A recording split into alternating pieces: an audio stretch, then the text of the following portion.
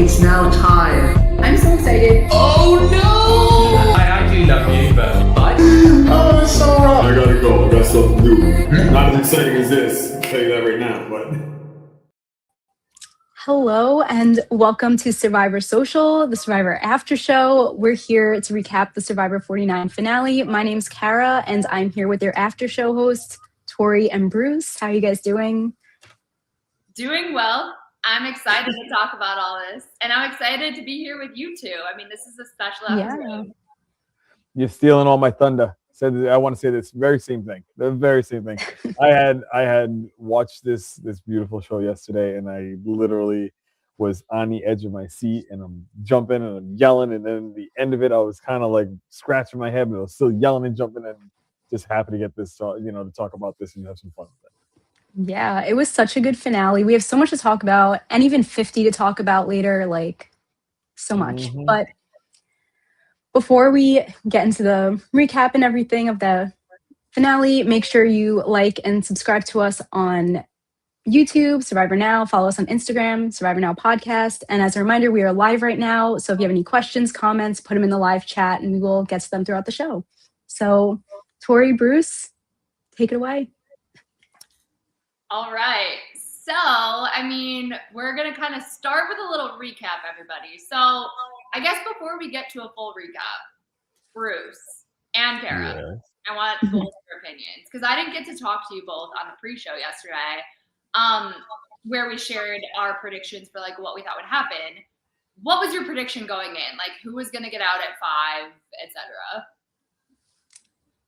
I thought Sage was going to be out at 5 for sure. Same. That's what I said. Yeah, I had a very firm feeling that it was going to be Christina. I was not straying away from that. I had a good feeling Sage was going to make it to the final 3. But Christina was definitely she was I don't want to say an easy person to get rid of, but with just kind of looking at the dynamic of everything that was going on, like how headstrong everybody else was. Not to say Christina wasn't a strong player, but she, compared to everyone else, it was like she was the last one. And everybody did say at some point in time that they wanted to be able to play this game with someone that they could, not that they can roll over, not that Christina was one to roll over, but they wanted someone strong to be able to go to the end with. And I think that kind of made the most sense. For sure. Yeah, I mean, I think like them going with Sage to voting for Christina to vote out instead of Sage really kind of speaks to 2 things. One is that like they must have been pretty confident that they could beat either one of them just based on like what they were experiencing in the game. And so it must not have been like that big of a risk to keep Sage. And we found out that actually worked out, of course, in Savannah's favor. And then the second thing for Savannah, and she kind of used this in her final tribal speech, it was really beneficial because like she could say that she locked in with somebody and said she was going to keep her word and go with this person that she was, with since Uli, and she stuck to that. So if she would have gone against that, then she would have probably lost a jury vote in Sage. Obviously, she didn't get Christina's anyway, but I think that could have not worked out in her favor as well.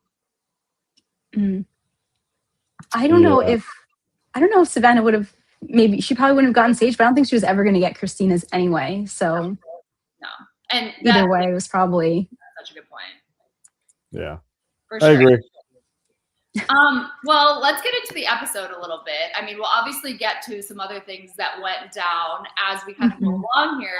But one of the first things that we saw was this challenge or this scramble for an immunity challenge advantage. Did you guys like this? What did you think about it? I just want to hear some of your thoughts. Listen, all it gives me trauma. It gives me trauma because when the time came for my people to run around the beach and try and find stuff, I was the slowest one out there. So whenever I see this, I'm like, oh no, I don't want to see anybody running through the jungle looking for stuff. But they had fun with it, I guess. And I'm recapping right now. I'm watching on my television, and they're going through that part of the episode right now. And I do remember very vividly that whenever they read that the scribe and saying kind of what they had to do, that was take number 3. Him saying let's go in the woods, 1, 2, 3, go, and then that was probably take number 4. So I wish sometimes they would just let them go because the energy is just so much higher when they take off. Like everything else is in stage. So, but yeah, it brought back memories, but it was actually kind of cool what they had ended up doing to go and get that. But my thoughts in regard, like honestly, the tree. The X was near the tree. It was on the tree branch. I'm sitting there and I'm like, "Yo, it's in the tree." When I first saw it, and then my wife was like, "Yeah, it's in the tree." And then on all fours, digging around, looking around, and like, "Come on, that's not where it was. That is not where it was." They were making it harder than it had to be. It's crazy that I think it was Sage that said, like, based on what I saw in the map, like when she built the puzzle, she was like, it seems obvious that it's up high. And I'm surprised she's the only one that caught that. It must not have been that obvious. So I don't know. I thought that she was still digging low. I don't understand. Yeah, I don't know. Like it seemed interesting that she's the only one that caught, like, oh, it must be up in the tree. And she was like not even like really digging around when she finally got there. She wasn't the one that got the advantage, but I don't know. Do we like these kinds of scrambles and this ability to get an advantage in one of the final immunity challenges in general? I mean, I don't mind it. I feel like it didn't have that much of an impact anyway on the challenge because that challenge was kind of crazy, but yes, I didn't mind it. Bruce, what do you think? She got something that probably took maybe 15 seconds to do. Yeah, so that was like the easiest part. It's like, yes, that's right. That was the easiest part. Give them half of the puzzle done. If you want to make it an advantage, like this is something that they're fighting hard, looking for. They're on their hands and knees digging for, not looking up in the sky. But if they're gonna do that, give them a little something more. Like skip out of one full part of the challenge. Like that is where an advantage takes full advantage. This thing, and now mind you, Soph was going through the mud and everything like that, and she got stuck. Which I remember a couple of people in previous seasons getting their hair stuck. And J Maya was the most infamous one in my season because she could not get out of the net. Oh my God, yeah. But if it's like, if let's just say that part of it was skipped. So you skip that part and now it was the first part, you get to make your way to the second part. Now it's a little bit more interesting. Now it's effective, but not a 15-second piece, and all of a sudden, like you take away 7.5 seconds. Like it is what it is. Yeah, I think skipping the mud part would have been the best advantage to have in that challenge. Yeah. I meant to put this comment up. Zan said, "Oh, I think the scrambles are not appreciated in the Tory Survivor Manifesta." You're kind of right. I just think that it's kind of unnecessary. Kind of what Bruce is saying. Like the advantage wasn't even that big, and it just seems like. It almost seems like they're just giving the players something to do at this point. I do think that there's going to be, I'm kind of somewhere in between. So Bruce is saying like, oh, I wish that the advantage was something more. I kind of liked that it wasn't like this big, like grand advantage that she was getting where she got to like go straight to the end or something like that, which we've kind of seen a couple of times, it feels like in the new era. But I did think at the same time, like her advantage was a little too small. Like it was very underwhelming to see like what she got. I think she felt underwhelmed as well. Like when she heard it, she was like, "Oh, okay." Yeah. So I don't know. I guess in the grand scheme of like which advantages I could do without, it's kind of like somewhere in the middle. Like I don't really care. I'm pretty neutral, I guess. But yeah, that's kind of how I feel about it. Yeah. And one thing I actually enjoyed, which kind of didn't really impact anything, but I enjoyed that like we saw Rizzo like looking over at Savannah's puzzle, like call back to the first episode. I thought that was just a fun moment. Oh my gosh. You know what? Since I loved Alex so much, and I actually met Alex, I've said this on the pod, and he's a lovely person and I loved him on the show. And my husband met him too. And my husband specifically, and he didn't even watch this whole season, but he specifically still talks about how Rizzo did Alex dirty. He's so mad at Rizzo. I hope Rizga doesn't win. So when I mentioned that happened again, he was not happy. He was like, he screwed Alex over. And I kind of agree, but I kind of got over it. I'm like, okay, it's the game. Like he did what he had to do. Yeah. He never got over it. This man holds a grudge.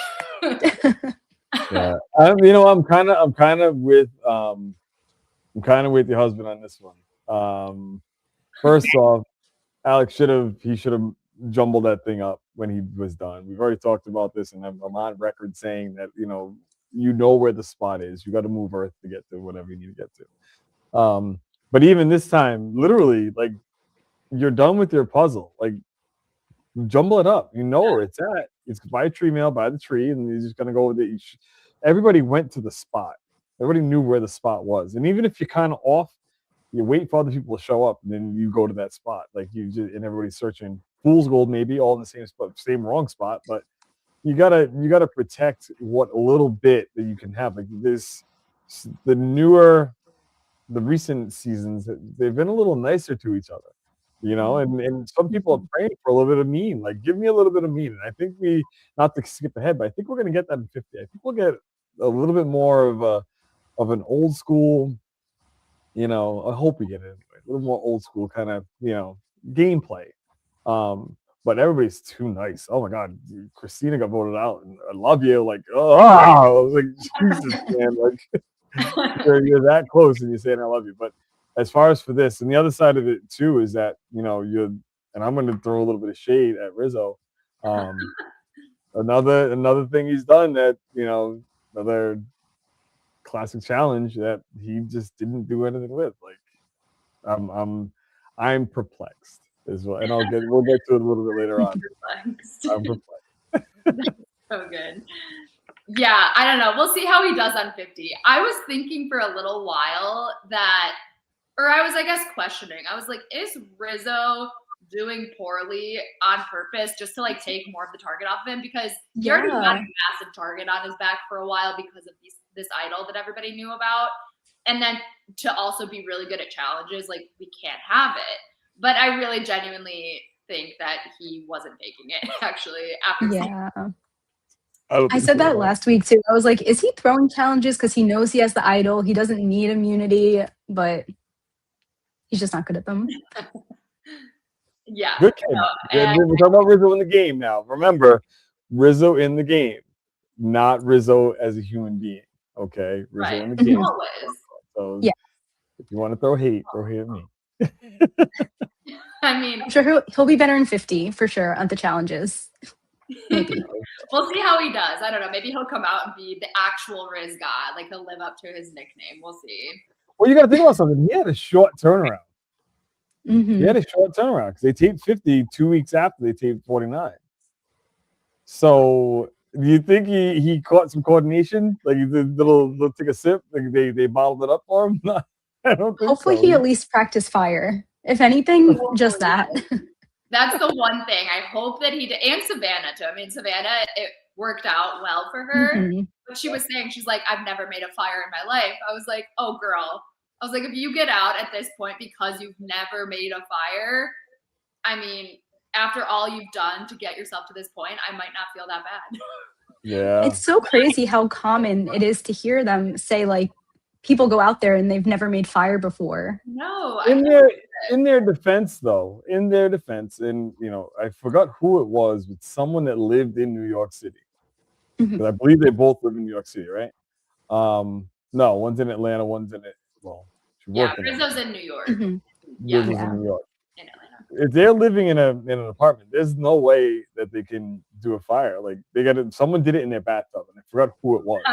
They did it in their bathtub, and then obviously, doused out before the smoke alarm went off, but they did it in their bathtub. So, you can't, we go to Central Park and decide, bang away at a flint and try and make a fire until someone's going to call the cops on you. So, that's the only reprieve that I will give either one of them. If they live in a big city, they don't have the ability to build it outside. Me, on the other hand, I was outside my backyard making fires all day. Like, there was fires everywhere. Totally. I mean, hey, that's nice of you to give them that little bit of, like, I don't know, an out, if you will. But I still think, I'm like, find a spot, like, go drive. Go upstate. Yeah, go upstate. But about the immunity challenge, so obviously we talked about the advantage that Sophie got. What did you guys think of this immunity challenge? Like, did we like it? Did we think it was, like, too intense for a final five? Did we wish it was, like, endurance instead? What do we think? I don't think it was too intense at all. Listen, we need more stuff like this. We need harder things for people to do. Like, but if you think back to the beginning of Survivor, the challenges were, can you stand on one foot and hold an egg on a spoon? Like, come on, that's what it was like back then. I remember one challenge that they did. Literally, you had to throw something like in the water, and you first one hit the water wins. Like, what the hell? Like, it's what it is. But they need this. Like, yes, they are tired, and yes, they have no energy left, and this and the other. But the only thing I didn't like about this community challenge was, okay, so now you're gonna wait to give them steak. Now you're gonna wait to give them potatoes. Like, what, for one more day in the game? Like, what are we doing here? Like, give them the steak and stuff at like day 20. Like, then you have 5 more days, and that stuff stays in you for a little bit longer. Like, you get 3 days worth of energy, because you leave Ponderosa, you have your friggin' last meal at 3 o'clock in the morning, and you leave Ponderosa, and the next meal that you're gonna get could potentially be 11 days from then. Like, but you're still running on reserves from a couple days in. So give them the steak and stuff halfway through, a little bit more than halfway through. When it actually means more, because they're starving. Here they've eaten, they're hungry, but they're starving at that point in time. So that's the only criticism I have of that. But keep this stuff coming. I'm watching it right now. Give them 4 things to do, not just 3. Give them under mud over stuff. Make them work. I would like an endurance challenge, like a long one. Yeah. Even if it's simple. Even if they just stand there holding something.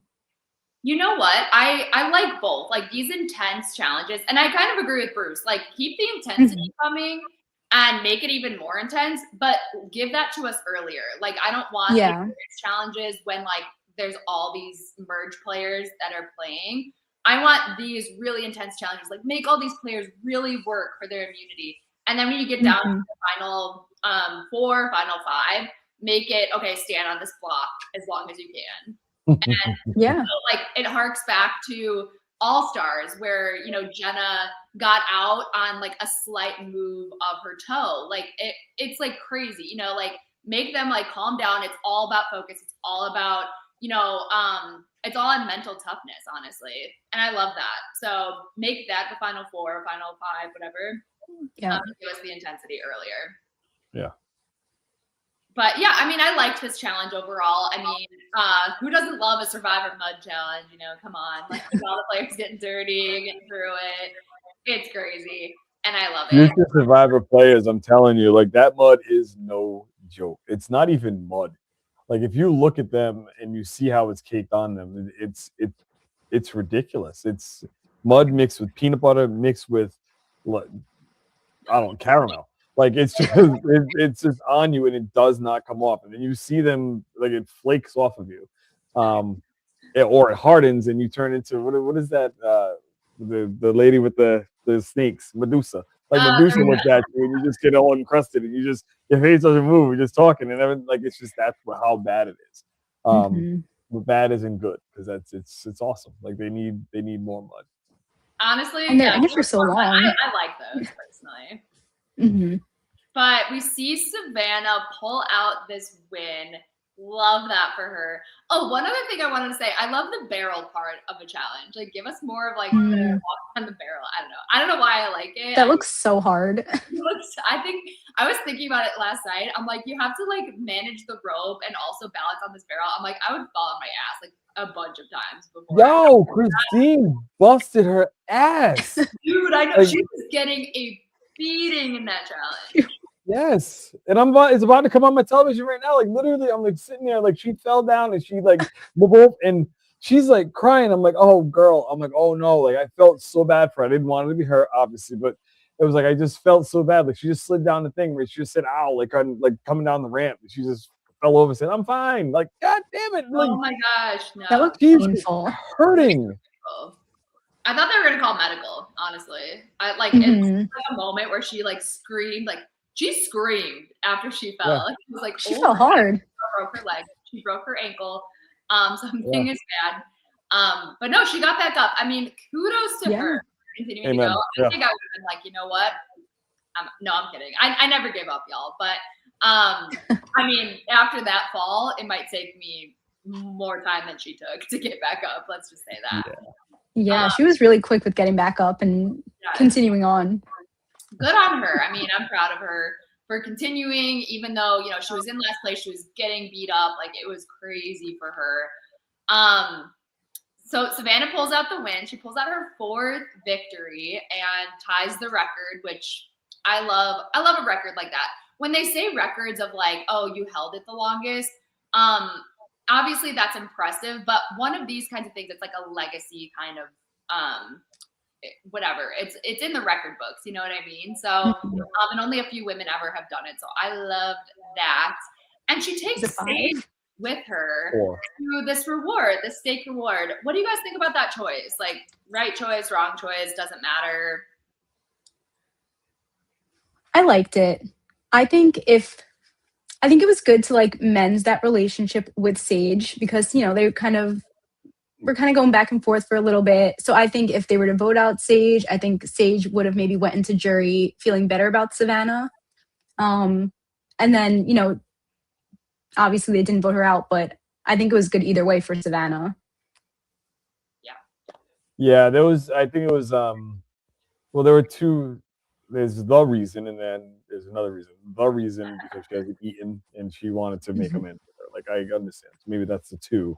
But the third one is jury management. If Savannah ended up going, like you had said, you know, Cara, that it would have been something that would have made, you know, she wouldn't have had such bad feelings towards her relationship with Savannah. So I think that probably would have helped, and maybe she was thinking about that because her intention was to go to the final 3 with Rizzo and Sophie.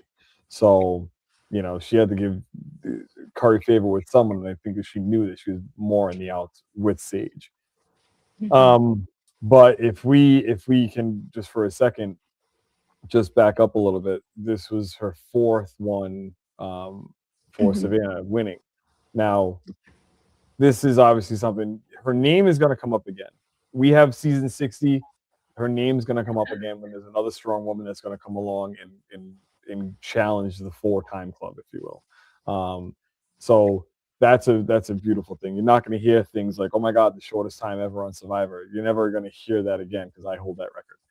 That's not a record that you want to have.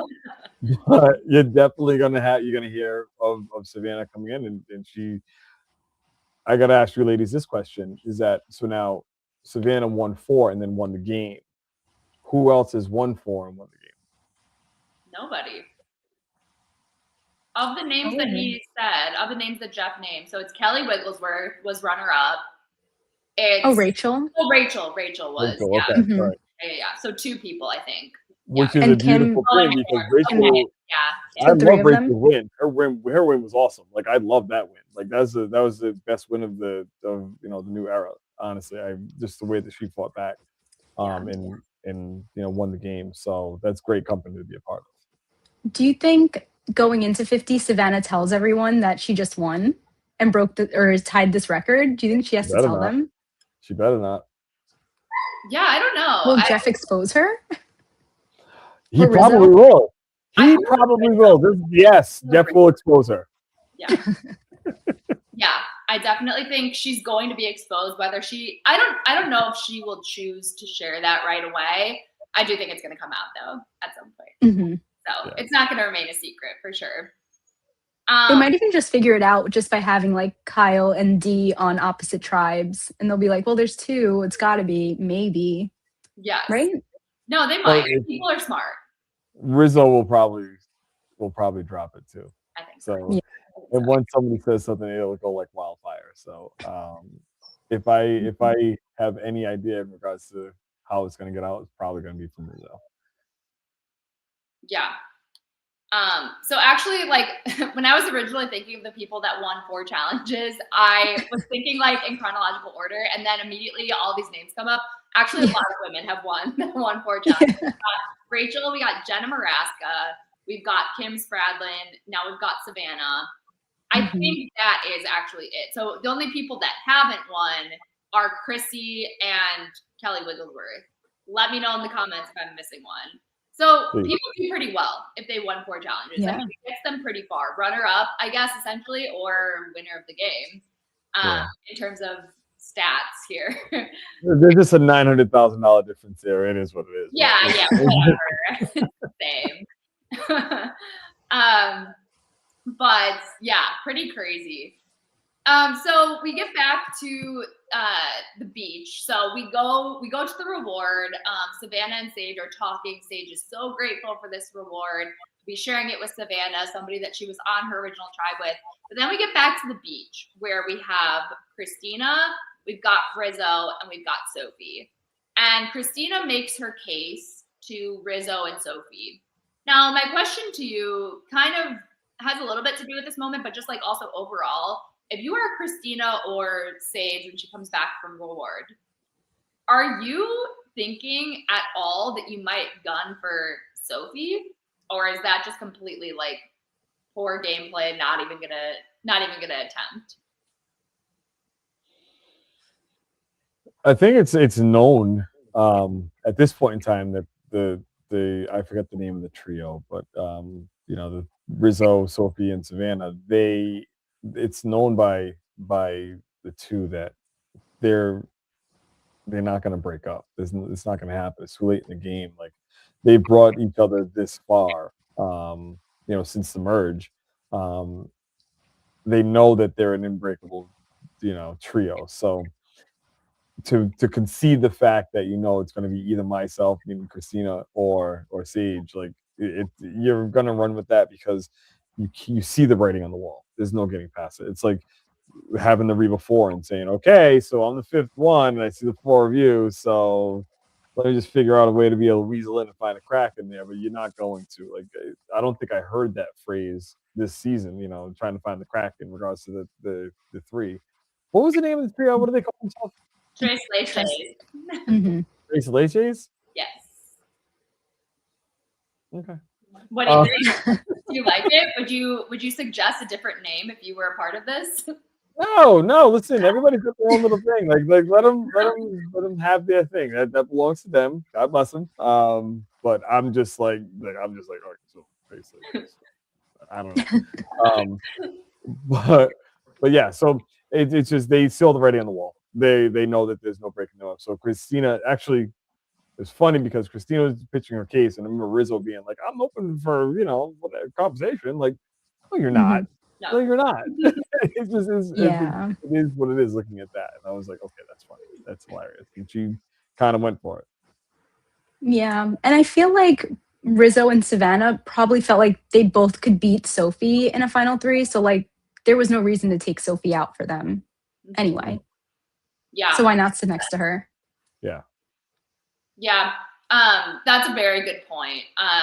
And we saw that actually play out. So they were right. That is part of their thought process. I was just thinking, I'm like, will Sage and Christina get together and just like attempt a Sophie takeout? But obviously that didn't happen. So Christina is making her case. Sage is making her case. Is there anything else you think that they could have said to, like Christina, I guess, since she's the one that got voted out? Is there anything else that she could have said that would have pled her case a little bit better or harder? Making something up. I don't want to say idle, but advantage-wise, just throw whatever shit to the wall and whatever sticks, just run with that. Like there's really nothing, in my estimation, there's nothing that could have been done at that point. Like you just have to try and figure something out, come up with something creative. Rizzo having the final idol, just in saying that, okay, well, you know what, this one played the idol. There was another one rotation. I got it. And I'm not going home this week. So let's figure out something and be adamant about it. Like if you can pull that off, if you got a good enough poker face, then maybe that would have helped out Christina to try to get Sophie out. But and then keep Sage, then 2 of them, so it's 2 and 2, and then you get to the final 4, and hopefully Christina and Sage win immunity, which could have very well happened because we saw what happened with the immunity this time. So, which was very awesome, by the way. I can't wait to get into that. But yeah, that would be the only way. You'd have to make up some kind of elaborate lie. Yeah. And I feel like how Christina was talking and like articulating her case for staying wasn't helping her either, because what she was saying she was making a good case, but it was like so convincing. It was like, okay, if you're in the end, like you're gonna be able to talk. So I don't think that helped. Yeah. But there was part of me when like Rizzo and Savannah were in not agreeing on who to vote out. I was thinking maybe like what if Rizzo plays the idol on Christina? Did you guys think that might happen? Possibly. Honestly, that didn't even cross my mind. That could have been really interesting. And it could have, I mean, that could have been a game-winning move right there because he could have, you know, pled his case to the jury and said, like, listen, you know, I knew that I wanted to sit next to a certain couple of people, and this is how I kept my people. That was my plan. And so, yeah, I mean, that honestly, like I said, I didn't even think about that, but that's genius. That is a very good idea. That would have been the jury would have been like, oh, and saw all that, and I think it would have probably cemented him a little bit differently in my mind as the game player, not the person. That strategically now that makes sense because that's a move you're doing on your own, you know. Yeah. And then now you're going to curry a little bit of favor with Christina because if you then eventually she goes to fire and loses whatever, she's in the jury, that's someone that's going to vote for you because you saved them. Like that goes a long way. Yeah. However, I do think that it would have been the same outcome because, you know, he does that at 5. Now we get the immunity challenge. We know Rizzo's not winning the immunity challenge because he's not very good at it. And he probably still ends up in fire and probably still gets out at 4. Not Christina and Savannah. I'm sorry. Wait, what? Like in fire? Like if Christina stayed, you don't think she would have went to fire with Savannah? I'm actually not sure. I think Sophie is smart enough to know that, like, the only way that Christina is going to get a lot of respect from the jury is if she goes to fire. So I think if Sophie wins Final Four immunity, she's still putting Rizzo and Savannah and keeping Christina. You know what I mean? Yeah. So I think it's the same outcome pretty much. Same outcome. Flip-flop Christina and Sage, basically. Yeah. But yeah, I mean, I just thought it was like interesting. It's always interesting to me to see what kind of case a player can make in those kinds of situations. And to Christina's credit, I mean, she throughout this whole season was kind of seen as like a non-threat. You know, she's someone that we're going to keep around until we kind of either have to vote her out or bring her to the end. But she was really kind of like thinking and gaming in moments where she needed to. Like she was one of the first people to be like, yo, we need to target, I forget if she originally wanted to target Rizzo or Savannah, but one of those two. And then she kind of talked about it a couple of times after that. And she was trying to like rally her troops and it didn't end up working out. And now we see that she's making these really good cases and she'd be good in a final tribal. So, you know, her game was gaming. So good on Christina. Yeah. And even like when she brought up the fact that when Savannah won that immunity, but Sage is the one who got all the hugs, I was like, that was a good point to bring up. That was a dope point. I loved it. But then the way that she came back and said, when Sage was like, yo, that was a moment that was above and beyond the game, you know, I'm paraphrasing. And then Christina was like, you know, I love you. Like, that's not the reason why I meant that. Like that 5 years ago, that would have been like, yes. Now it's like, it's a agreeable disagreement, you know, and I want to see someone come back and say, yo, that's not cool. Here's a reason why, and then just kind of go off. So hopefully we see something like that. I like it. I want to see something like that, but the back and forth with that scenario made sense to me, that it kind of helped to solidify the break between the two of them. You know, even though I'm sorry, I love you, like whatever, like there's at this moment in time, it's hot, leave me alone. So that's what I want more of. Totally. Yeah. So anyway, these are all hot, I almost said hot takes. They're not hot takes. They're all good points was the term I was looking for. So yeah, I loved all of that. I loved the back and forth, that tribal between Sage and Christina. Sorry if you can hear my dog in the background, but we see Christina get voted out, Need unfortunately. one of these microphones. I'm like, but anyway, we see Christina get voted out. Sad to see her go. She was a sweetheart. Didn't quite make the big moves that she needed to make in order to be kind of like a big name this season, but we enjoyed her. But then we go pretty much straight to the next immunity challenge where Sophie has a come from behind victory. Couple questions. One, what did you guys think about this immunity challenge? And two, who did you expect to win this challenge? Savannah. But you know what? I love when someone unexpected wins the final immunity challenge. I feel like that happens a lot, and I love that. Yes, I agree with both those things. Yeah. All right. So let me tell you something really quick. I was thoroughly frustrated with the simple fact that now we got the break, and we all know what the break was in between, and I'm just like, and it actually was kind of cool because it gave me the ability to sit there and think about what happened to that point in time, like kind of like replay it a little bit in my mind because I wasn't paying attention to anything that was going on at that point. So it gave me like I enjoyed that. So now we come back, we go right into it. Now, yes, I was thinking Savannah, she's got it. Like, Rizzo, his track record again. No, he does not have it. So I'm thinking again, like, is that what it's going to come down to? Am I going to sit here and watch, this woman make history, which I was all for.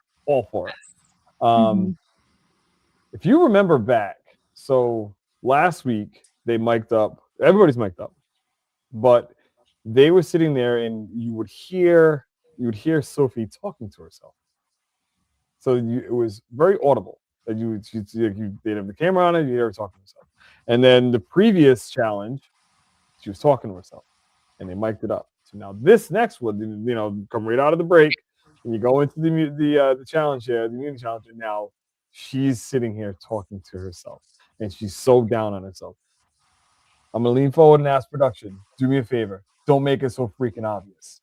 Like, I literally sat there when they were doing that. I'm like, this girl's gonna, he's gonna do something. And I sat at the edge of my couch, and I'm just like, she's gonna do something. Like, there's no way that they're gonna allow this girl. Like, she's done too many good things up until this point to have to fizzle out like this and be, just made an ass of. And then all of a sudden, she finally gets the ball out of there. She's flying through putting the puzzle together. Like, oh snap! Like, this would be something. And all of a sudden, Savannah's there. She's ready to go. She's doing it good, and he drops the ball up the side. Like, oh, wait a minute. She's supposed to have more touch than that. And then all of a sudden, here comes Soph. Well, puts it down. First ball's in. Done. Like, she's got this thing. And then when she finally wins, I jump up. I'm going nuts. My dog's jumping all over me. Like, this is great. And I sent her a message. Like, I'm so freaking happy for her because it just kind of made sense. And that's what in my mind I'm thinking to myself, like, she's the winner pick. Like, she's gonna definitely win. Yeah, that's right. You did pick her in that video. Everybody, yeah.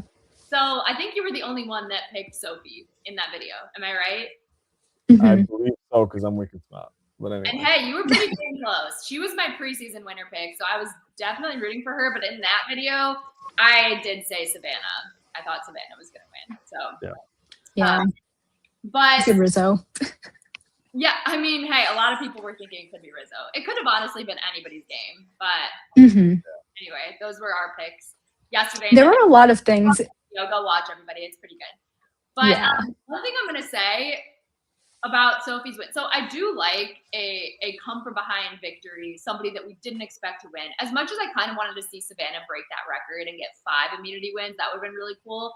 I was really happy to see Sophie win. But my question to you is that final immunity win, is that necklace a necklace that you really want to be wearing? Because you're kind of you're burning people no matter what. You're putting somebody in fire that doesn't want to be in fire. You're maybe burning your allies.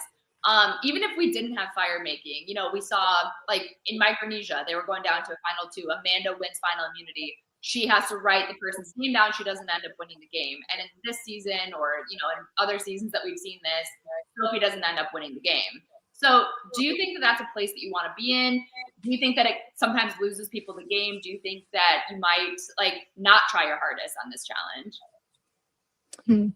I'm gonna give my answer on that, and Kara, you do the same. But Kara, you were gonna say something about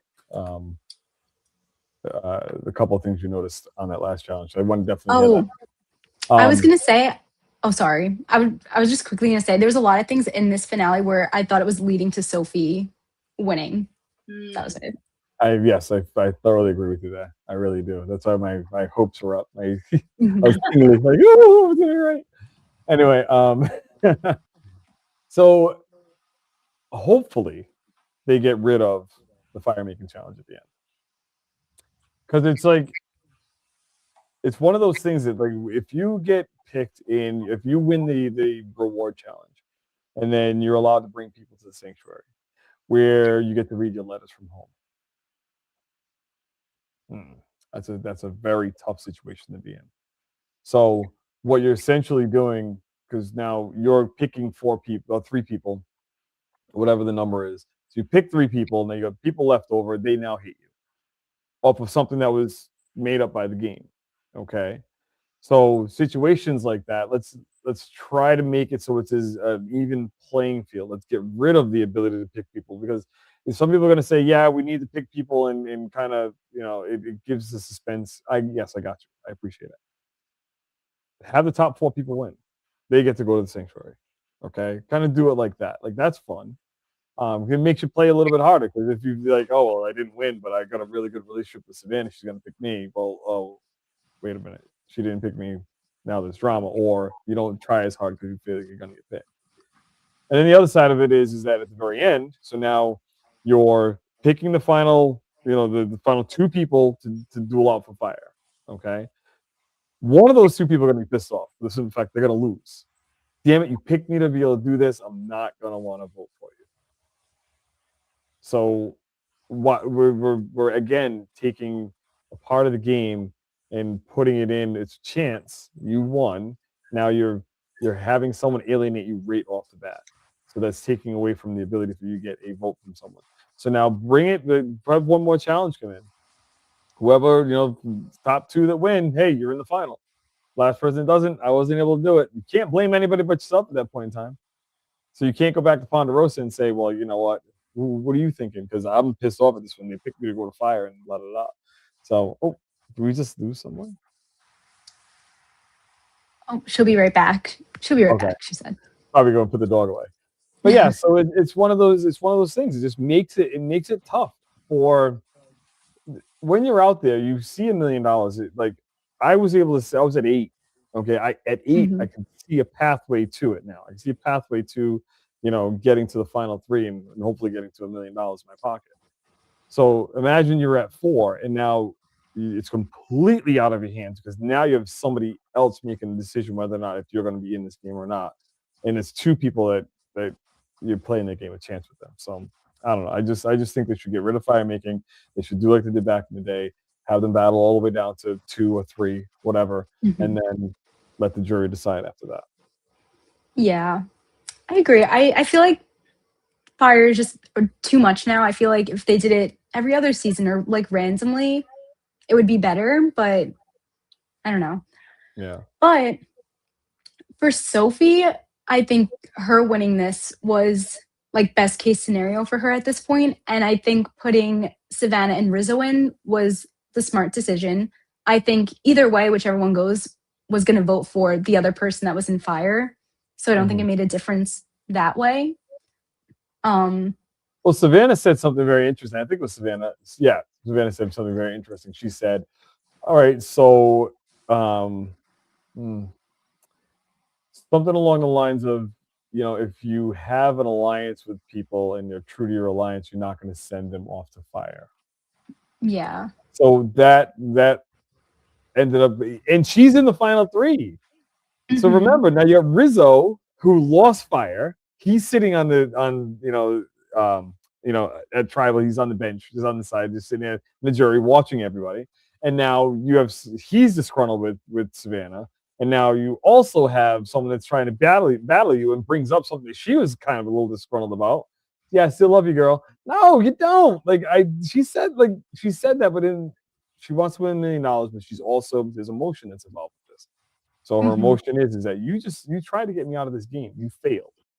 Yeah. So now I'm going to do whatever I can to beat you. So now, right off the bat, if they're looking at Savannah being someone that's a strong player that they want to vote for, the people on the jury, that is, they're going to then turn around and say, okay, she just made a very good point.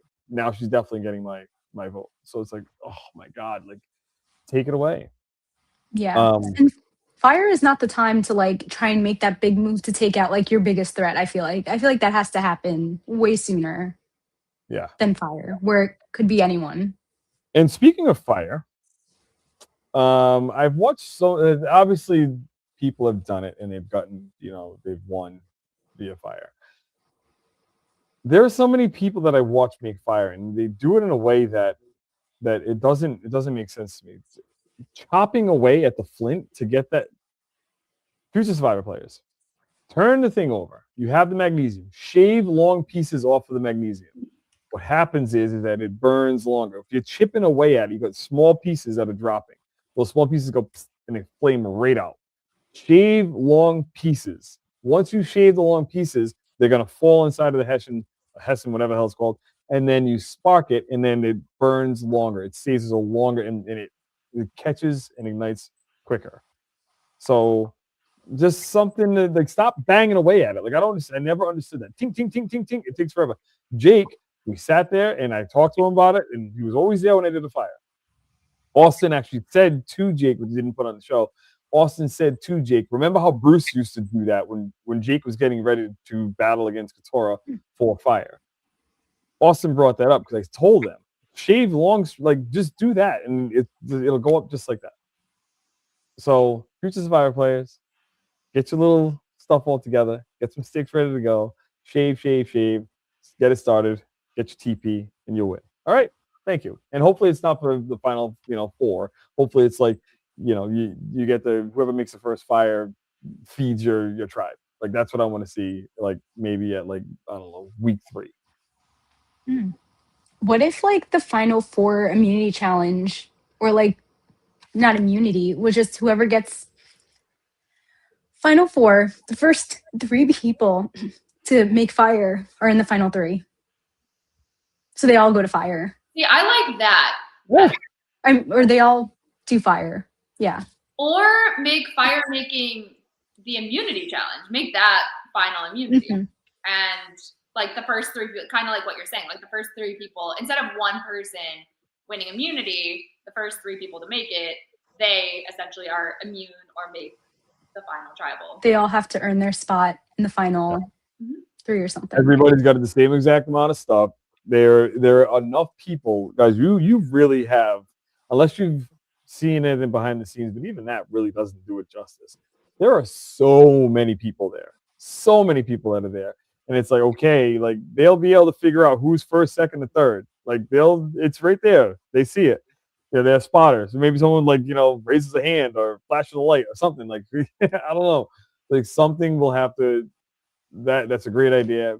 And they can figure that out. They don't need to be like, well, whatever. What if someone's too close? Hell, go to a photo finish. Maybe have drama. Like it's okay, but that is a better idea than somebody sending 2 people. 2 people are pissed off. One person's extremely pissed off because they get to go, and then the other one's like, "You tried to get me out of here." Like, yeah, for sure. I mean, I don't know if you guys mentioned this when I was off camera really quick, but in terms of like who Sophie put into fire making, if you're Savannah, I mean, she was saying like, oh, Sophie's doing me dirty. Like I've been with her this whole time. How can she do me like this? If you're Savannah, are you like a little more understanding in realizing, okay, it's Rizzo and me that are the threats. One of us has to go. We're both going to fire. Even though I'm a little upset, I understand it. Like, what are you thinking in this moment if you're Savannah? Well, she's got to understand it for the simple fact that she knows that she's tight with Rizzo. It's 1 and 2, she and Rizzo, and she's got to know that. And then Sophie's just there to be able to help them out. And if you got to cut Sophie, you cut Sophie. You're going to cut Sophie before you cut Rizzo. Like that, there's no getting around it. So it's with her saying that. But yeah, that was the emotion at that point in time. But the realization kind of after the fact, maybe even a month after getting out of the game. Actually, wouldn't be a month because she's already in another game. So Yeah, exactly. 4 months out of being out of the game. During their season and with the taping, like there's a realization that's there, and they did a good job editing to show that Rizzo and Savannah were kind of very tight with their alliance. Yeah. I mean, I get why Savannah would feel like that. Like the three of them were close. Like there was a way where potentially all three of them could be in the end. But I think Sophie made the right decision putting them both in. Yeah, absolutely. And you have to think, like, if Savannah was the one to have won, like, she probably would have done the same thing, but Sophie would have been in her place. You know what I mean? So, Yeah. I mean, I do think that there's that understanding of anybody. And I do also understand, on the other hand, like, the being kind of pissed off and feeling, like, betrayed in that moment. Yeah, because Savannah's not going to send Rizzo and Sage. Like, she's not going to do that. You know what I'm saying? Yeah. So that'd be crazy. So she probably thought that through as well. I loved Savannah's confessionals throughout this whole season, though. Like, she was hilarious. Just like the things she was saying, the thoughts that were going through her mind, even like backing up to either last episode or the episode before, where she's like, I really don't care about, letters from home. I really only want the food. Like, I don't know, stuff like that. I found really entertaining. Yeah. Yeah. I wish they would send out like an uncut version of like, there's so many different things, but the confessionals and the conversations that I've had with, I remember having with my confessionals, it was like I talk so much shit about everybody, and I loved it. It was fun. Like you're gonna need that footage. You know what I'm saying? Like I would love to have that because it was fun, and they would ask me questions. I don't give a damn about that person. Like you don't care like that. In future Survivor plays, I'm taking Abraham's line, but future Survivor plays, like seriously, like that is the time for you to be able to air out all your dirty laundry. If you don't mind it I don't want to say kind of being used against you, but there will be questions that'll be asked by the producers to other people when they're on the confessionals. Like it is what it is. They're gonna ask those questions. And but for you to be able to get that stuff out, because anyone that goes on Survivor, they're gonna want to talk. They do. And if I look at the two of you and say, okay, like, so Abraham is a pain in my ass. What do you think? And you guys are gonna be like, oh yeah, he is definitely. And then all of a sudden you're gonna go back to Abraham and say, yo, Bruce thinks you're a pain in the ass. Like, la la la. But if I'm saying it to the producer, I'm saying it during my interviews, whatever, my walks that we used to take, to go into our confessionals. You say whatever comes to your mind, and that's sacred between you and them. Or at night, like when you're sitting on the beach by yourself and you're just talking junk, like talk junk to the sky, like, but you need that reprieve. You can't just not have it. So I want to see other people's as well. I want to see people just tearing into somebody else. Like I can't say who's that dude with the curly hair, stupid ass. Like I don't even know who he is. Like, oh, he just annoys the hell out of me. Like that's real stuff. And people want to see the real stuff, and that's who they're casting. People are gonna just talk real stuff. So I wish they played that. Yeah, no, we need to see all that. Now, my follow-up question to all of that is it awkward seeing what people say about you after the fact? Or do you kind of like understand, like, it's all a game. This is just like, they were in the heat of the moment. That's their true feelings. You don't want to get me started on that. Right? It's just, you sit there and these are people that you just met. These are people that you didn't get to, this is before you have the ability to get to know. This is before you get together and you go away to Houston with a group of people and you bond. This is before you go to Nantucket. I'm not Nantucket, the Cape, and hang out with a bunch of people. And you go to these events and stuff like that. You get to know who they are. This is all before that. And that's why I'm looking at people like, oh, I can't stand half the shit. Like, in-game is different from when you're sitting at Ponderosa and you're doing your interviews, with Dalton Ross, and you're having all those conversations and this, that, and the other. And, it's like, oh, yeah, that guy over there with the big afro, like, he's kind of doing this thing or whatever. Like, he reminds me of myself, but he's got to calm it down just a bit. Then when I'm in the game, I'm like, yo, this dude, he just pisses me off because he's just telling everybody all my stuff. Like, it's like that's the kind of stuff that outside and inside of the game happens. But when they're talking about you and you're sitting there and you're watching on television, it's like it brings things back up. And when it brings things back up, if you're strong enough to deal with that, or if you've had a good conversation with someone and kind of headed off of the past, those are the conversations that make the most sense. Because I had people come to me and say, Bruce, yo, like,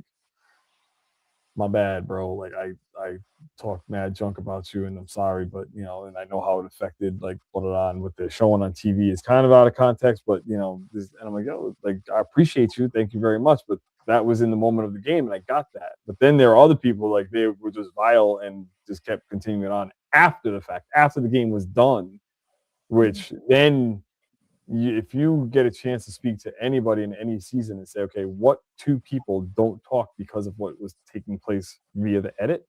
And there will be, for every season, bare minimum, two people aren't talking, bare minimum. And then it just kind of, you can get almost a whole cast that just doesn't talk to each other because of, what was depicted on television. It's strange how that all kind of makes its way into your psyche a little bit. Oh, he said what? Like, I thought he liked me. And he really does, but when he met you, he didn't. So, Yeah, it is crazy. Yeah. As you said, everybody, by the way, I'm like dealing with a lot right now. I had my dog. that internet no, you froze. You got a cough, a dog, internet issues. I'm staring at the microphone's crotch behind her head. Like, we should take a screenshot and put this on. Hold on, where's my button? There it is. Okay, I'll remove Tori and then she'll come back when she's unfrozen. That poor thing. Oh my god, I got it. Poor Tori. Oh, what are you gonna do? This is why I love doing things live. Like, you can always edit this stuff out live. So, but now, so let me ask you this. Oh, there she is, Lady Frozen.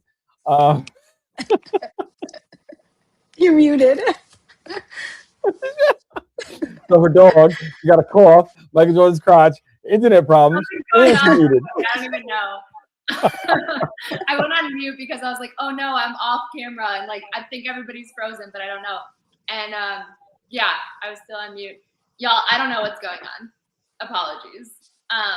And I don't even remember what I was gonna say. Oh, I do remember what I was gonna say. I always wonder about like if it's awkward for people afterwards. So I appreciate that insight. But I feel like it's probably like less common for people to actually talk and make up afterwards for like the old school players, just because like they don't have as much like ability or need to like keep in contact. There weren't all of these like events that were going on that they need to like meet back up. So I feel like if someone did you dirty on the show, it's like, okay, you're dead to me. You know what I mean? So I guess I'm happy for the new era that people can kind of be able to be in the same room with somebody that they didn't necessarily get along with in the game. Back in the day, they used to get together more often. Really? When it was just the seasons, whatever. They would get together. There was a Survivor Christmas party. There was, a bunch of different people at different gatherings that multiple Survivor players were going to before like the Bryson Wendell and stuff like that. Like all that stuff started popping off, which I guess has been going on for a while. And me being who I am, I just kind of got into it. I think it was back in late 2020. Sorry. But yeah, like there isn't a need for anybody to get back together. And it's kind of funny because season 44, I talked to them on an every now and again basis. Like I saw Heidi when I was in Orlando. Like it was just so great to see her, and we caught up and talked and stuff like that. And Carolyn got to I have not seen Carolyn since our season was airing, and I got to see her and give her a huge hug, and had a great conversation with her. Even if it started going sideways, she came right back. But it was a great conversation. But as far as for other people, like your life tends to take back over, and I'm thankful for this podcast because I'm able to kind of keep myself in these conversations that I could have them with my wife, but it's just me and my wife, and she agrees with 90% of what I'm saying in regards to the show. But I would rather have this voice to be able to talk to people, and then see comments on the bottom. And if I'm wrong, I'm wrong. Tell me I'm wrong. Nobody wants to hear my thoughts on things. Tell me. But this is the kind of stuff that keeps me in tune and relevant with this game. But like again, there are some people that just say, "Bang, this game! I'm out. I don't want nothing to do with it." The CBS don't ever call me. Jeff, don't ever call me. I don't want to see on my television. They don't watch the show. I got to meet Jerry, and I had a conversation with her. She's like, "Yeah, I was gone for a while from Survivor, and then I just kind of made my way back in, and now Survivor is completely dead to me. Like, it's like everybody's got their why, and their why is that that belongs to them. That's their own." No, for sure. I mean, it's very interesting to hear about all of that, because the game is the game, but it affects people outside the game. So to me, that's just interesting and sad to find out about, because when we think about Jerry, or we think about other players that have had similar experiences to Jerry, that's not really fair to them, and it's obviously impacted them long beyond the game. So that's maybe a whole other podcast, y'all. Stay tuned to our Patreon, where apparently we're going to be talking about that. I don't know. Listen, I've had a lot of conversations with people, even some people they were called back for 50 and were basically sitting in the waiting room, and just were not picked. So and think about that. Like think really about that. Like if you go back to just about any Survivor player and ask them and say, "Would you ever play the game again?" and they would say yes.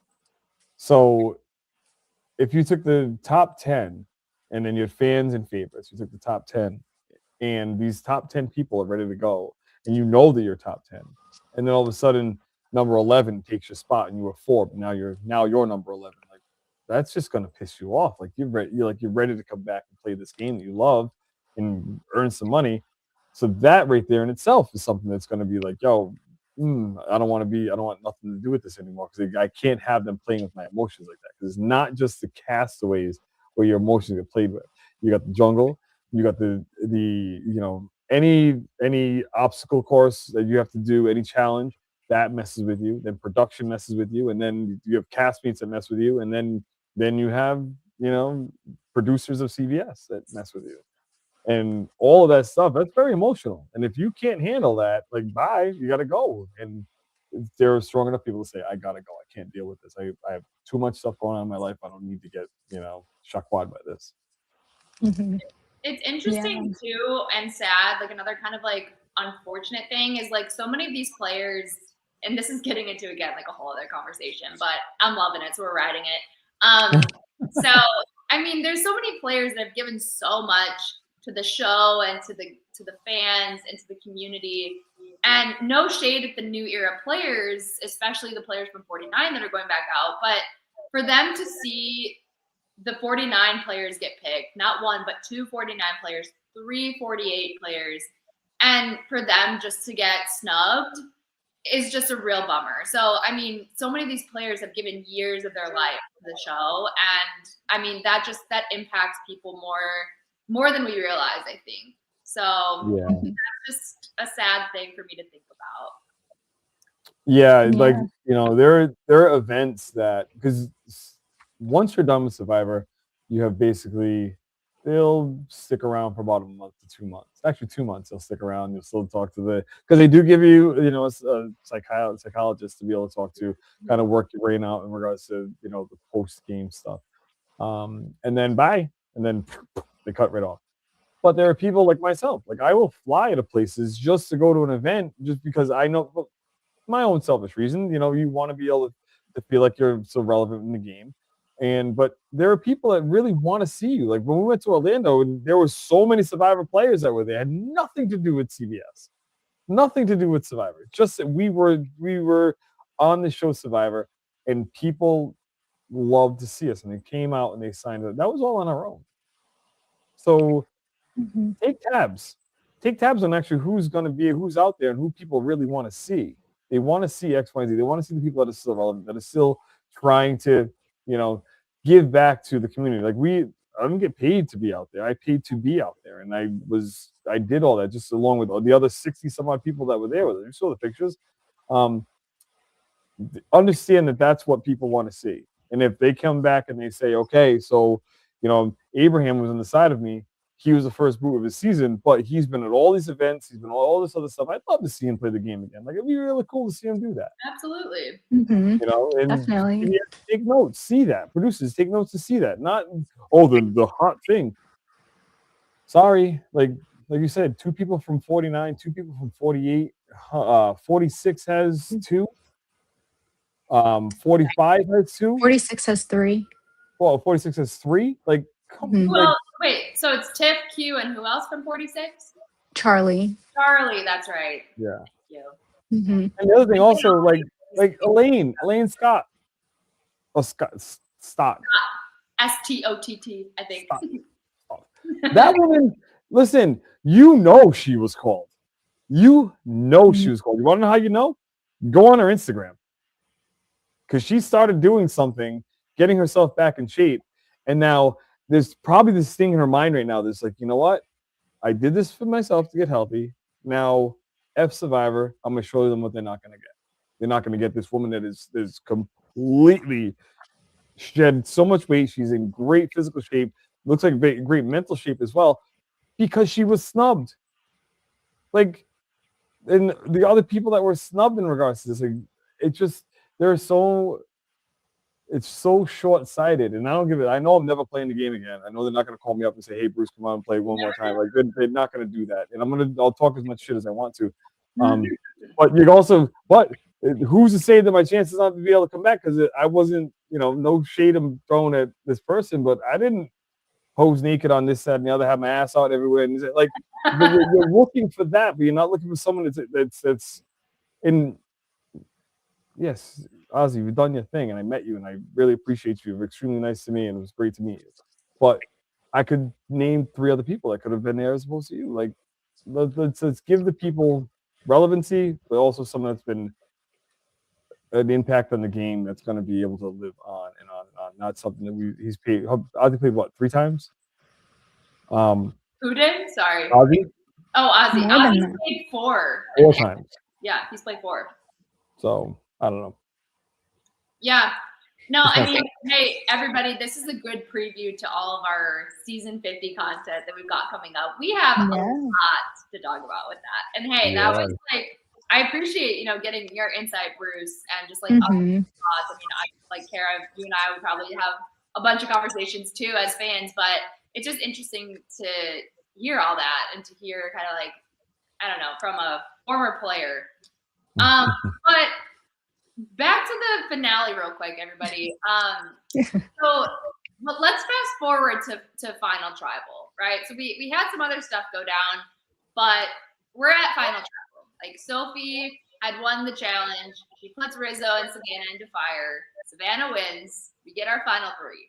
We are sat at Final Tribal Council. Everybody, like, what stood out to you about Final Tribal? How do you think it went? Did you expect Savannah to win? Like, talk me through your thoughts. One thing before that, I feel like we just need to mention Rizzo asking Jeff to call him Riz God when he snuffed his torch. That. Wait, so you have obviously some thoughts about that. I thought it was so funny. I thought Fire was very hard because I wanted both of them there. I was rooting for Rizzo. I like Savannah. But I enjoyed Rizzo's exit. I thought it was funny and very him. Yeah. A him exit. Yeah, I mean, did I love that nickname, Riz God? Like, I think it's a I don't know if his friends actually call him that. So if they do, fine, whatever. But I think it's a self-given nickname overall. Probably. Did I love the nickname? Not really. But I do love seeing a person with confidence. Like, normalize being confident and sure of yourself. I mean, maybe come up with a better nickname, but I mean, he was committed to the bit, He did really well in the game, and he's on 50. So, sure, you've earned the right to call yourself Riz God. How much time do I get? As much time as you want, Bruce. Again, Rizzo. I've said it a million times, and I'll constantly keep saying it. So if anybody gets emotional in regards to this and wants to talk to me about it, please feel free to reach out and give me my cell phone number. The fact of the matter is that, okay, I can appreciate confidence. I really can. Okay. I'm thinking back to the gameplay. Yes, he had his idol and he let everybody know 9 times having this idol and nobody took it out. Blah, blah, blah, blah. Because with all the other people, one hand didn't know what the other one was doing. They're just voting each other out. Everybody else was Bello. Everybody else was Bello just cannibalizing each other and not just putting together an absolute plan. Flush the idol. Why would we flush Christina's idol but not Rizzo's idol? I don't understand. Like, just whatever. The Jeff thing. Everybody's got a nickname. Dragon Slayer. You got a couple other people that have nicknames that are out there. Boss and Rob. Like, I got you. Those names are. I'm just trying to be politically correct with this. I didn't like the idea that Jeff did that. Not at all. Not at all. And it irritated me to the core. I'm like, when he was saying it, I said, Jeff, don't effing say it. And I said the real word. Like, don't say it. And he said it. I'm like, you gotta be kidding me. Like, it's Jeff's show. Do whatever he wants to do. But for me, what did Rizzo do aside from talk a very big game? He's very articulate in this show. In real life, he's a sweet young man. I appreciate him. And I love his energy. I love his aura. In the game, he just talked. And yes, he made it to final 3. He had the proper people with him. I got you. But the fact of the matter is that if he would have won one challenge, it would have made sense. If he would use his idol to save someone, to benefit his game, that would have made sense. I had my idol and I didn't play it twice. The first time I didn't play it, did that make me Bruce God? Because I didn't play my idol when I knew I could have been going home? Am I Bruce God now going on? Am I going to just like... B-R-U-G-O-D, Bruce God. B-R-U-G, yes, thank you. We're gonna start putting it on t-shirts. But I couldn't... Like, I appreciate him being on the show and him being called back. He was able to talk. And he articulated what he wanted to say. And he got people to, the producers to look at him and say, okay, this is the energy that we need for whatever they came up with. That made sense for them. And then him at the very end, because I remember we have something in common, he and I. He said something at the very end. I said something when I got medevaced off. I was like, this is my life. I love this game so much. He said the same thing. Bring him back for that reason. Not bringing him back for his gameplay. I'm sorry. It just, for me personally, I don't see it. I didn't see it. He entangled himself with, whatever, and there were 3 people, and it's going to be very tough because information is going to get back. Fine, I got you. Give him that gameplay aspect of it. But any other part of it, aside from him at his final tribal, saying that he was emotional, he loved this game meant everything to him. Bring him back for that reason. Tell me that's why you brought him back. Don't tell me you brought him back because he had an idol for 9 consecutive things and they never took it away from him. Just that's on the other people not figuring out that he needed to be voted off. So, and they had the ability to do it, but no, wait a minute. We're going to vote Rizzo off. Wait, did you just sneeze? Vote you off. Rizzo can stay. Like, come on. Like, that's just my thought. And I can go on saying the same exact thing over and over and over again because I'm very passionate about it. He's back on the show because he loves the game. They needed someone right away. They got him. They took Rizzo because he loves the game of Survivor. It means so much more than just playing the game. That's what it meant to me. It meant so much more than just playing this game. Look at my background, my history, and you'll see why. So give him that. But as far as for gameplay, sorry, man. Like, it is what it is. And this is the reason why people piss off at me when I was on Survivor, because this is the way I talk. Like, I'm not mad at anybody. I'm just straightforward and honest. And people are like, oh, Chris is there. He's yelling at me. I like that. Keep the honesty coming. Normalize honesty. Yeah. I mean, they never really even tried to flush his idol or even try and vote him out. They could have done it any of those times because he was never playing that idol. Right. But also, I think with the whole Rizzo thing, like, I liked it. I thought it was funny. I thought it was very Rizzo. Like, that was him, like his character, or him as a person. I don't know. I also just think the players are very comfortable with Jeff. I feel like back in the day, no one would ever say that to Jeff. I don't know. Uncle I would Jeff? be scared to say something like that to him. Uncle Jeff. Hey, Uncle Jeff. Jeff. You know what? Jeffrey going forward, because that's what mother called me.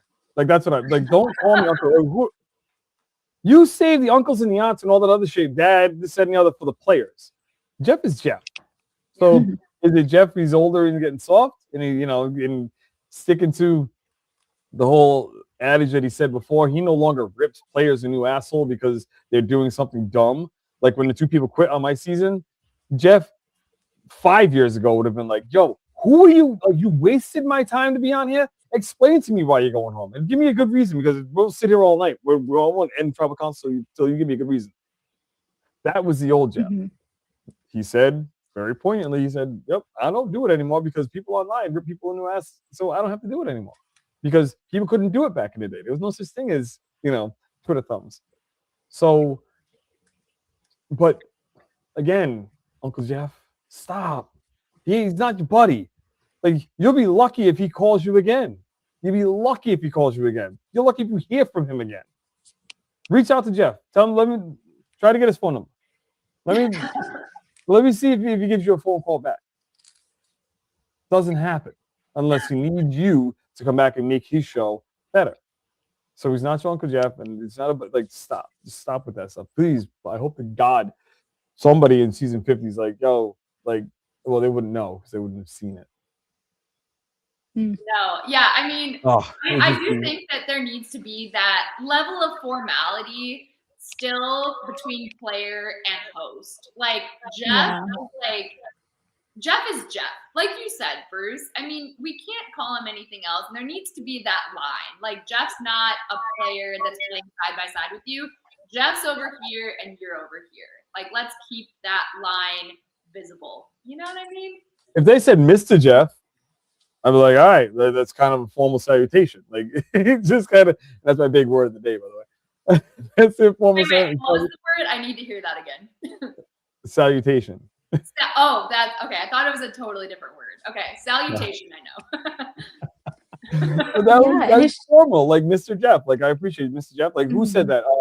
Who called him that? That was Jonathan. Jonathan, yeah. who I got to meet, by the way. Yeah. Love that man. Oh, so I loved him. I'm happy he's 50. But it's like, Mr. Jeff, like, it's a sign of respect. Hey, Uncle Jeff. Oh, yeah. Hey, Uncle Jeff, like, hey, Uncle. Like, no. Dude, stop it. No, I agree. I 100%. And I don't think that's definitely not a hot take. Like, Survivor fans all across the world are in agreement with us. We don't like Uncle Jeff. Now, one thing, like, a lot of people were complaining about it throughout the season, and I think Christina made a video herself saying, like, I don't care what y'all think, and I can't change the past. Like, I called him that throughout the season. Like, stop telling me to not do it. I already did it. It's recorded. So, I mean, for that, I was like, okay, like, yeah, we all need to maybe stop complaining, but just because it's already recorded also doesn't mean that we have to like it. You know what I mean? Yeah. Like, no, not at all. It was recorded. I guess Jeff doesn't mind. Yeah. Jeff cared. Jeff didn't mind. Jeff loved it. It made it feel young. Yeah. It's like, hey, I'm the cool uncle. Like, I'm sure if he cared, he would have been like, stop doing that. Which I think old Jeff would have done. Sassy Jeff would have said, shut that shit down. Yeah. Listen, if Abraham was out there and he was like, yo, Messy Jeff, what's up? He would have been Jeff would have been like, yo, cut it out. It would have never made the cut. It would have made the cutting room floor. That's where it would have been. But it's like Jeff felt it. He's like, all right, cool. You want to call me Uncle Jeff? Feel free to call me. That would be a funny blooper if they have that footage somewhere. That would be amazing. Somebody trying to call Jeff something and he just like completely shuts it down. I kind of need to see that. Watch your mouth. That's what he says. Watch your mouth. Know who you're talking to. I'm gonna give you one more shot. But everybody, let's talk Final Tribal. So, like, what stood out to you guys? Did you think? Okay, so first of all, answer what stood out, and then I also want to know, like, after hearing everybody's speech and seeing how Final Tribal played out, did you still expect Savannah to get the W? I actually thought it was going to tie between Savannah and Sophie, and then Sage was going to like break the tie. I'm not sure how that would have worked out vote wise, but like I was like, maybe it's going to tie, because I felt like it was a pretty good like final tribal. I was kind of worried for Savannah with the Christina question. Sorry, the Christina question kind of worried me because I felt like she didn't answer that great. So I was like, maybe she lost some votes there. I guess it didn't matter, but I thought it was a good final tribal overall. I was confused by that that question. The relevance of that question really doesn't matter. Like, you're not gonna talk to everybody on the same level. You can't. Like, and I saw that in Sophie was like, you know, saying, like she was saying the people's names. Not everybody has that. Pardon me. What did you give me, Cara? Sorry. Online, like, I got a cough. You know what I just did? See that? It was, that is what I do. I got the eye rolls. I went like this when I first walked out on the goddamn beach. I don't know. I'm flashbacking. But that question is so hard to answer. It is, because you're around so many people and you're having so many conversations, and not every conversation. And Savannah did answer correctly. Like, I forgot who it was. We talked more about work with Steven, I believe. Was it Steven? I think it was Steven. I think Alex. Alex, that's right. Mhm. We talked more about work. So if you want, I can go back and tell you about one conversation that I've had with every single person. Don't ask me what their dog's name is. Don't ask me what their kids' names are. Their family. Like, I don't remember. Like, when I see them, like, oh my God, that's right, Mary, nice to see you. Like, I heard so much about you. But in that moment, and with being, you know, I would rather have seen a different question be asked that was more relevant to what the person's feelings were by voting somebody else off the game. How'd you feel about that? Like, tell me how you felt. I'd rather hear that kind of stuff as opposed to, you know, tell me some arbitrary thing like, how many cars does this one have? Like, what the hell? How many movies did Nate direct? Like, what? Like, who cares?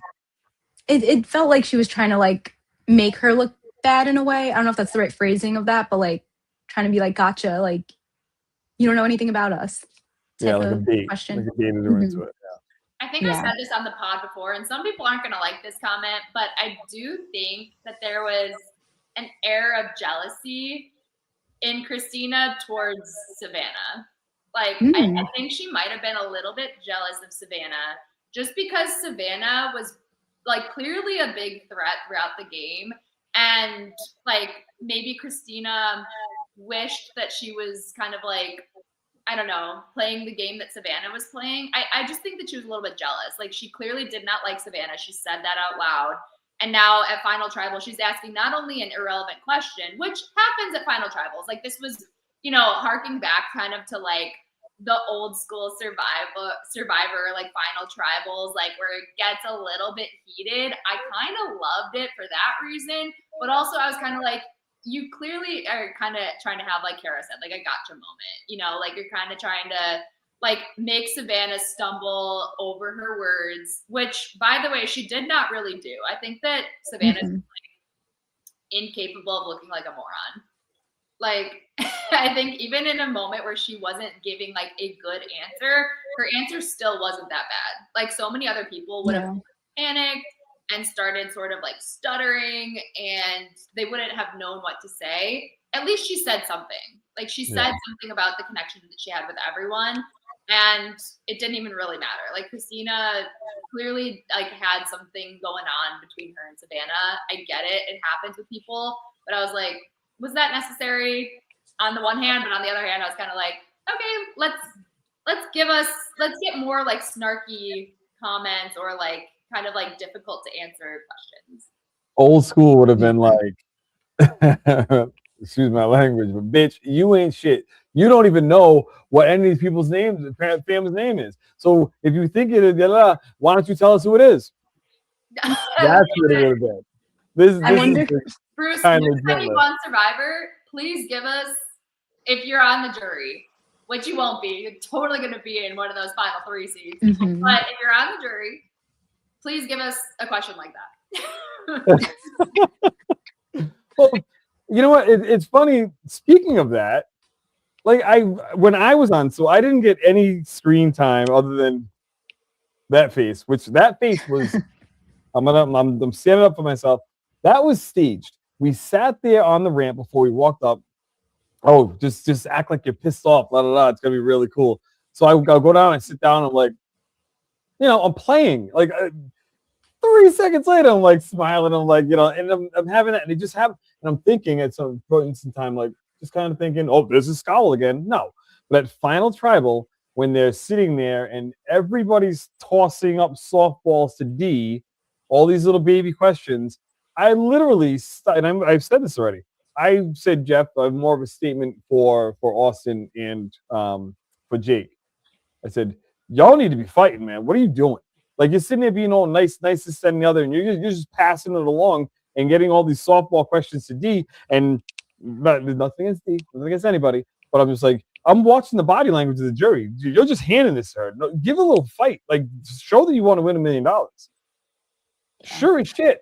If you go back and watch that tribal, you'll see halfway through, Austin starts pushing back on D. Because he's like, oh shit, you know what? I am not here to play Mr. Nice Guy. I'm here to win $1 million. Like, I gotta step it up. So then Austin starts pushing back. So those are the type of things that we don't see. Those are the type of things that we want to see. We want to see that. I don't want to see somebody get up there, and lambast someone and be like, yo, you're a piece of ass and this, that, and the other. Like, I don't want to see that. And Jeff kind of asks you to be nice. He does ask you to be nice, before we start. Do you have to? No, but they just won't put you on. Like back in the day, like they craved that. Like if you're just shy of spitting in somebody's face, like you just do whatever you got to do.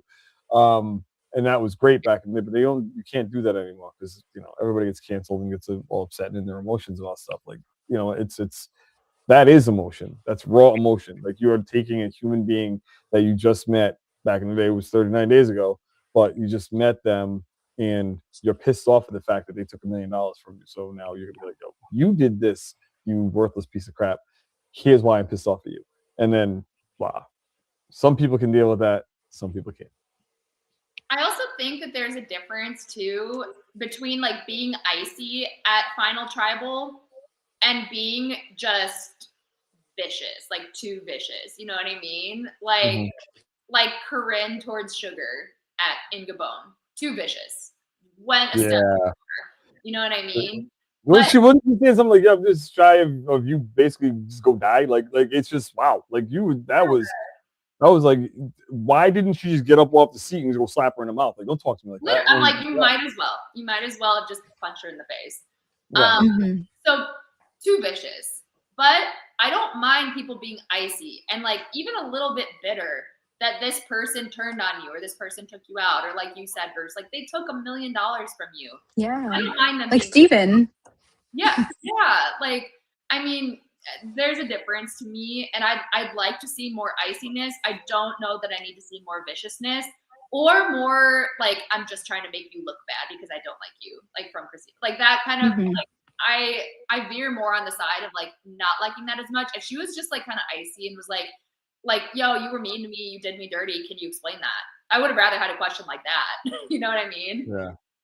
I don't know. Yeah. But she actually explained it a little bit earlier because she was, in the season, she was just like, personality clashes.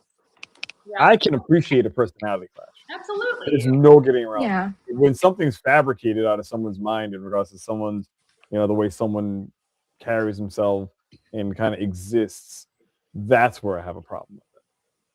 Yeah. But the other stuff, sorry, I just did my little, that sucks.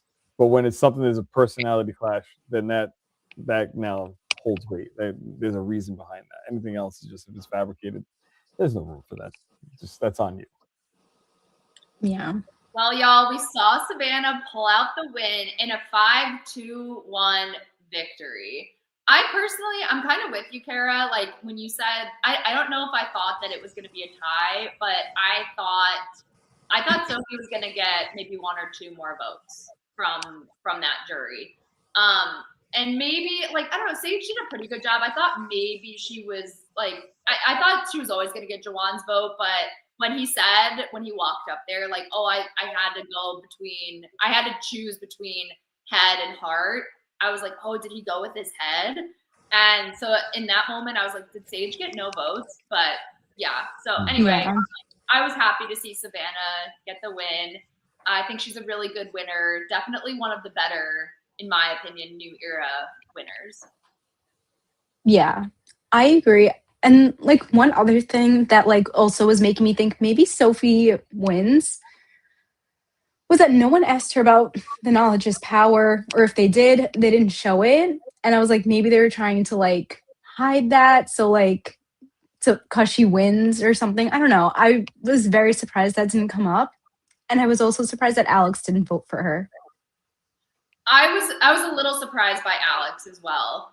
Now, obviously, like, so they worked together back at Kelly, and then like they met back up at the merge, and they really like, other than like one conversation at the merge, like they didn't really show a lot of Sophie and Alex like really kind of like entertaining the idea of working together again and like doing something together. So for that reason, I'm kind of like, I guess Alex doesn't have that many ties to Sophie, and they were only a tribe of 2 for like a day. Like it's not like they like suffered together for a long time. So for that reason, I was kind of like, okay, like I guess Alex's vote was open. He didn't really know who he wanted to or needed to vote for. But yeah, I was. She voted him out too. So yeah. Yeah, well, that's the thing. It goes right back to, you know, she voted him out.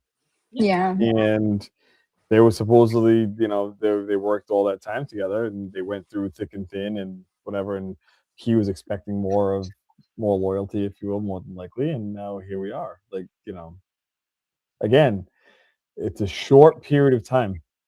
We've been watching this in September. It's a short period of time that they're together on this island every day, 24 hours a day. But you don't forget anything. You remember exactly what that person did to you, what they said, or how they came across in a conversation that they had with you there, and didn't even include you in the conversation. So it's like, oh, are they really with me? Huh. I don't know. You know, so many emotions go through your head, and that's the beauty of the game. It truly is. True. Right. Yeah. Should we get to social stuff? I want to hear about like what questions, like what you guys think about social, butterfly, all that. Yeah. Okay. So we'll go to a quick little commercial. And when we come back, we'll get into any questions. So if anyone has questions, send them in the chat. It could be about pretty much anything, 49, 50, whatever. And we'll get to those after this commercial. Welcome to Bracketology, fantasy sports for reality TV. Bracketology provides fantasy football and bracket-style games for Survivor and 33 other reality TV and award shows. We offer free-to-play, season-long fantasy games for Survivor across 4 different game types, ranging from a March Madness-style bracket to weekly elimination confidence pools, and finally to a fantasy football-style game where you draft a team of contestants each week. Depending on what they do and say during the episode, based on a predetermined list of rules, is how they earn or lose points. You can create and join a public league, like the Survivor Now League, or you can create private leagues with your friends. Make sure to check back in after the episode to see how your teams did. In addition, Bracketology also offers daily fantasy pools. Utilizing 2 in-app currencies, coins and bucks, users can enter pools with either currency, answering a slew of multiple choice questions about what they think will happen during the episode, or about other related Survivor or other pop culture news and contests. The top 25% of point scorers in each currency will receive a split of the prize pot. Play with coins for fun to climb the social leaderboard, or play with bucks for your chance to earn real cash prizes. Download the Bracketology app for free today. Good luck.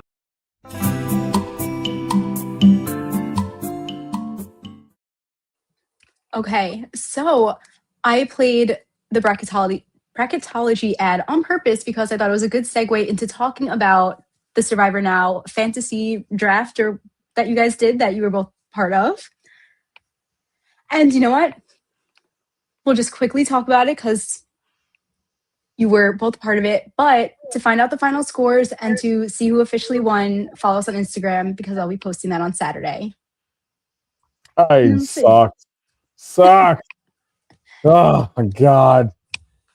It's so bad. We had Christina though. Christina went hard.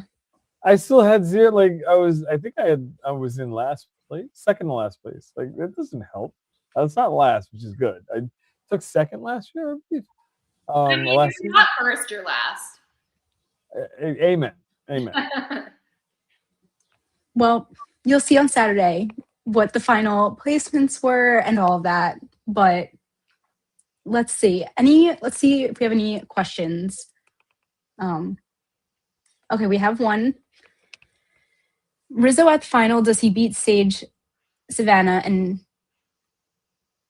does he beat Sage and Savannah? I guess is that question? Yeah, I think. Yeah. No. No. Nope. I think it would have been. It probably. Well, I think Savannah would have probably got more votes than what she got, and then Sage would have definitely got the one. I don't think he would have been a 0 vote finalist, but I'm trying to think of who on the jury actually would have voted for him. Maybe Steven, maybe, but he said that he was close with Savannah. So at one point in time, like he said that he felt that he was close enough with her. So I don't know. Yeah. I really do think he would have ended up with 1 or 0. Like he could have been a 0 vote finalist. They couldn't be in the final 3 together. They needed one, like Rizzo and Savannah needed the other on jury, I think, to help them out. That's such a good point.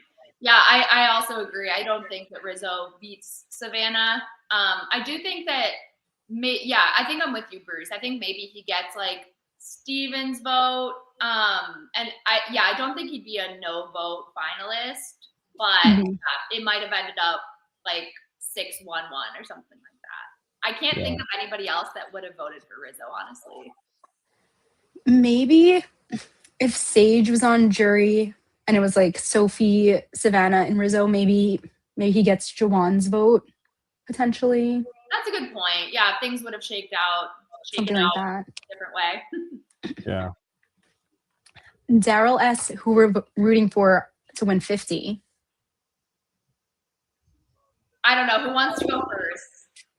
I want Mike White to win so you can give me on White Lotus. Oh my God.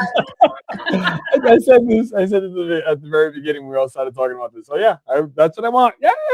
That's who you're actually rooting for? No. Oh, okay. Who are you rooting for? Man. Hot take. Emily Flippin. No. No, I'm not really sure. Like the new era people, I would love to see a new era person like Joe. I'd like to see him win. But I wonder how hard of a time he's gonna have with having an honest game. He had an honest game. It's kind of tough to do that. And then the old school players, like, some people were saying, I read like on a couple places, like Sari, they wanted her to finally win. She won't. She's too big of a threat. Like Chrissy Hasselbeck? Hoffbeckman. Love her. Love her. As a human being. And I feel like a little weight towards her winning would be fun. But I would also like to see it, like just someone in the middle. I want to see someone a little bit older win. The young kids, like, you've had your time. Shut up. I want to see someone like Gabler was the last older person to win, if I remember correctly, and that was season 42? 43. So give me someone 42 and older, to win. I would appreciate that. And there's a lot of people that are on the season that are older this season, which is coming up, which is good. Love it.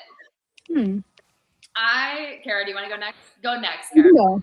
Wait, I want to hear yours first. I mean, there's like a lot of people that I'm rooting for, but like the first person that comes to mind every time I think about it is Charlie. So I have to stick with it. I'm sticking with Charlie.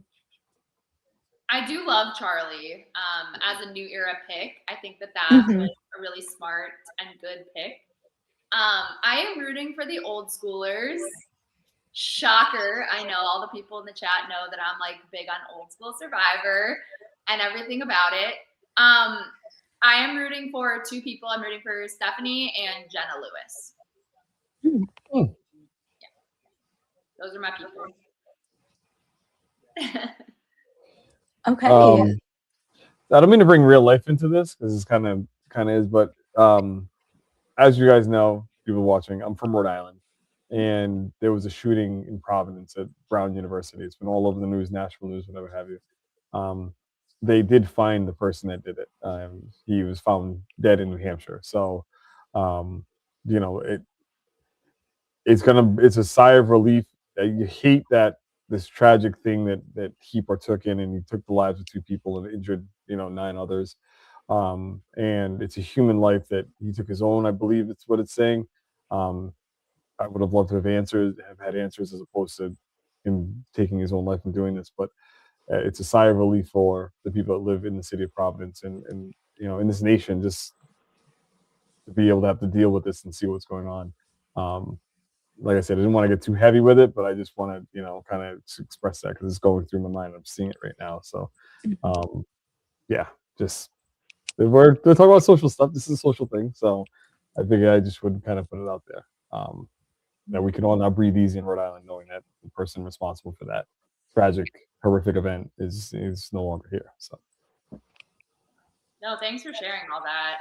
Yeah. And that was, such a tragic event. Our hearts go out to all of the families and everybody that was involved. Side note, when you said in Providence, Rhode Island, and then you said Brown, it didn't register with me that Brown is in Rhode Island. Or I guess I kind of forget that sometimes. So anyway, I didn't know which event you were talking about at first. That was just my own stupidity. No, it's okay. I was like, wait, I knew it. I was like Brown, but then I was like, it's in Providence. What? Sometimes I forget. Yeah. All right, so back to socials. I'm sorry.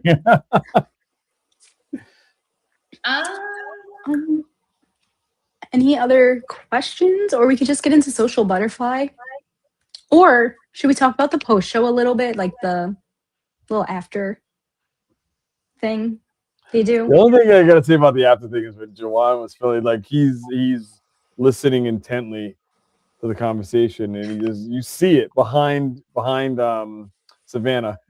His cup ran over with all the champagne. He's like, I forgot I was pouring. He's like, maybe I should stop. I've had enough. And Jeff was like, nope, you have as much as you want. The game's over. I love that one. I loved it. Is the pizza good? Jawan said it wasn't that bad. No. It's not good. Not awful. When I came out of the game, I wanted pizza and I wanted a burger, and it was the worst. I could have threw the burger at someone and killed them because it was rock hard. It was disgusting. And then the pizza, I had one piece of the pizza, and I was just like, nah, I'm good. And I just went back to my room, and I cried and took a shower and cleaned off, cried a little more, and drank my face off and went to bed. So, but yeah, no, the pizza. Yeah, you just got thrown out of the game. You understand why, then you don't understand why, and it's you're running through all the things and all the money that all the things you're spending all your money on. Now it's oh man, I can't spend any money on anything. This sucks. Now you just kind of dealing with it. But yeah, no, yeah. No. I don't eat pizza that's not from Chicago. So if anybody wants actual good pizza, come to Chicago or don't eat pizza. I pinky promise you that if Bryce and Wendell go to Chicago, I pinky promise I will be flying to Chicago. Yay! Hopefully, I know you're in a little room right now. Just put a little mattress on the floor and I'll lay down right there. I got you. You're here. You got this. I'll hang out with your dog. You got an extra bedroom. Everybody, Carrie, you're invited too. But I'll show you guys some good pizza. And hopefully you won't cry after eating it that night. And then you'll come to New York and try our pizza. Oh, I've already had New York pizza. I'm good. Listen, I'm going to tell you real quick. I've had New York pizza and I am good with it. I don't need it. I'm sorry. Listen, you're going to get me a piece of pizza that's about this thick and say it's pizza? Nope. It's a saltine cracker with sauce and cheese on it. Okay, you've just been having the wrong ones. I'll show you the good pizza. Next time I'm there. Okay. I like a thin crust, but maybe not that floppy thin, Who did the best of Final Three? Anyone? I think Sophie did. I think Sophie did as well. Yeah. Yeah, That's Sophie why, had a great, even if like Sophie was turning towards the jury, like mouthing the people's names, I would have been like, after Savannah didn't do it, I would have been like, blah blah blah blah blah blah blah blah blah blah blah blah blah blah blah blah. Like it's I'll play out with I'll last. Like I'm outwitting this person that's on the jury with me right now by knowing every single one of your family members that you talked about.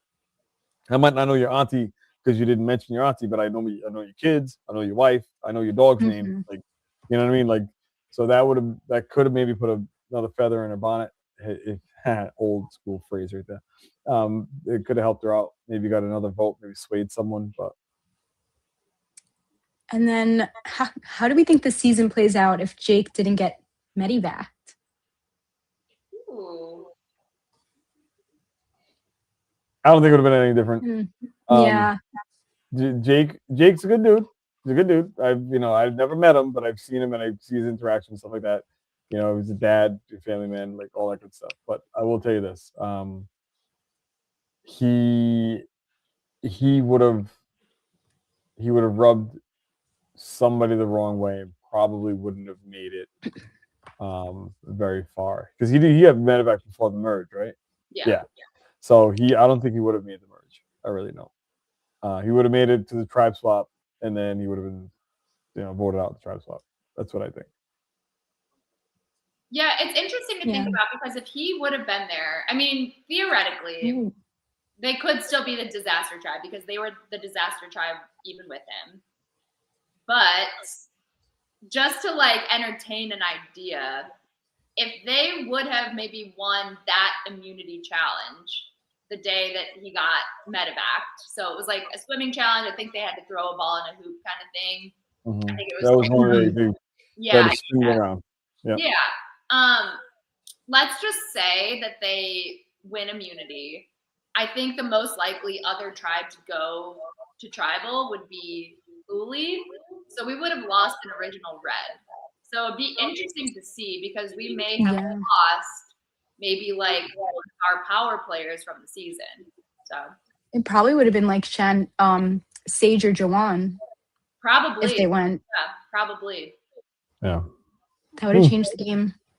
In terms of how Jake would have done, though, I think maybe like an early merge boot would have been accurate, like somewhere around maybe where Alex got voted out. I think for Jake. Yeah. And then we didn't even mention the final three being all women for the first time in 20 seasons or something like that. Yeah, since season That's 29, crazy. one of my favorite seasons. I love that. I love that it happened. I hate that it wasn't organized to happen that way. As far as from what I would really, it's the Black Widow Brigade. That was one that was organized to get to that level. It's almost and somebody mentioned it. I forgot who it was. But I love the take on it. Is that the women that play Survivor, they get together and say, yes, let's do an all women's alliance, and then one of the women gets a little bit of attention from somebody else, and then somebody else sees that. Who does that girl think she is? And boom, it blows up. Like every freaking time it happens.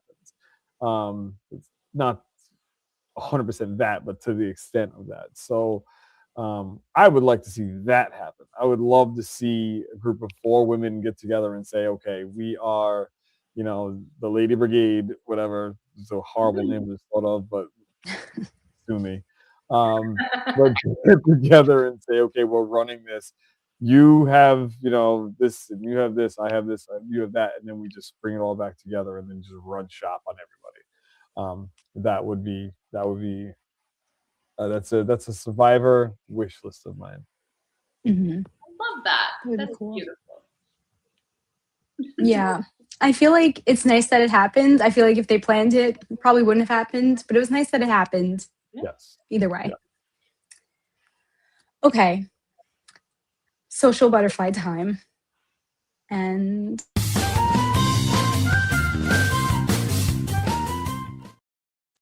okay, so normally social butterflies, we think the best socially just in that episode, But for the finale, it'll be who we think did the best for the whole season. I have my answer. Go ahead, let it out. All right. I'm going to go with Sophie B in a surprise to absolutely no one. No, I really do think that what kept her in the game, and she articulated this at Final Tribal, but what kept her in the game was her social abilities. I mean, she was kind of in with everyone. She solidified herself pretty easily with a really strong alliance, and she worked with them really well. Even at the Final Five, when she was kind of like going around and talking to Christina and Sage and trying to figure stuff out, I mean, she was doing a really great job. So I'm going to say Sophie. She crushed it. Yeah, I completely agree. I think Sophie for sure is the social butterfly, Sophie B. That her game was social game. It got her from a tribe of 2 to second place, you know? So completely agree. I agree also. Sorry. My reasoning is that she's on a tribe that gets absolutely decimated. And I remember sitting there at one point in time and saying, don't you dare, don't do it, because it looked like she was gonna quit. It looked like she was down and out, hadn't eaten anything, no fire for so long. Like, you know, not for nothing. Anybody else in any other situation, you know, I hate to think of it this way, but think about like you have a procedure that you got to have the next day, and the doctor says, "All right, guess what? You can't do. You can't eat anything. You got to drink broth." And you know, the next day we'll have the procedure, and you're going to be hungry as hell. You are starving. You got to start like at 12 o'clock the day before. You can't eat dinner, and you just drink broth. And all of a sudden, the next morning, you can't have breakfast. You can have coffee. It's a black coffee. You can have anything else. You are dying. Like you just want to eat, and you're grumpy and frustrated and aggravated. How's that poor young lady at the first couple of days of being there, and the next couple of days, and then 11 days, and she finally hooks up with a tribe that potentially can win something. Oh wait, they lose again. Like what the hell? So she's done all this and persevered through all that, stayed social and had her plans, and like was second guessing whether or not the two that she came with, whether they should ride together or not. Made the conscious decision to stay, which worked out in her favor because she had the ability to be able to make it to the Final Four, win, and here we are. So it's unfortunate she didn't win the game. I would have loved to have seen her win the game because she kind of had a Rachel thing going on, minus the immunity wins. She had the last one. So meaning that she had adversity while she was playing, and she overcame it. So I'll give her that. Yeah. And even like the knowledge is power, like that rounds, like her not using it on Rizzo was like a social move in a way to, you know, not make the two people that she was with upset with her. Because if she did that, they would have been upset with her, I'm sure, you know? So I feel like even that. Hindsight being 2020, had she done that to Rizzo, they were still upset with her anyway in the end. You didn't vote for her. I know. You know what I'm saying? So that again goes right back. You don't know it while you're playing the game. You have no idea while you're playing the game because everybody's a professional liar when it comes down to it. And they tell you what you want to hear. If you can read through somebody telling what you want to hear, you'll do amazing in this game. But he said all that stuff, and then she had to have realized at some point in time, this is why she should have played it, that she was at the bottom of the three. And then she did realize it, still didn't do it. And then she was kicking herself in the ass saying, okay, so I shouldn't have gone after that steal vote because they thought it was a blocker vote. Well, no. They thought it was a steal vote. They thought it was a steal vote. Yeah. It was a blocker vote. Sorry, I was a little backwards.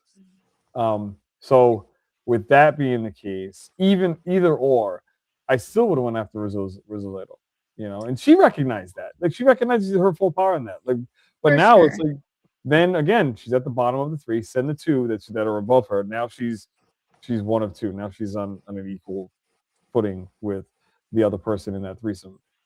Now she's okay because one of the two are going away. So you got to fight. Yeah, but you know what? Maybe she wouldn't have made it to final 2 if she took the Idol. Or final 3, sorry. She might not have made it there, potentially. Yeah, she could have lost fire or something. Or they could have voted her out at 5. Or Well, Well, she that- would have used the idol. She would have used the idol at 5. She would have used the idol, yeah. So she would have taken she the wouldn't have idol. used it at 6. She would have taken it at 6, right? She would have taken it at 6 and used it at 5. Use it at 5 to Oh, make you don't think she would have played it immediately? No. No, because votes were Oh. already cast at that point in time, weren't they? No, they weren't cast No. yet, but I think everyone's decisions were made. So I think, like, I don't know if anybody was going to change their vote. I don't know. I feel like that would have been a big move to like take it. I feel like maybe people would have been like, Well, let's think about that, because if Savannah and Rizzo, let's say, like, decided to either switch their vote or make it a live tribal, like, I think that maybe they switched their vote. Or, well, I'm sorry. and Steven.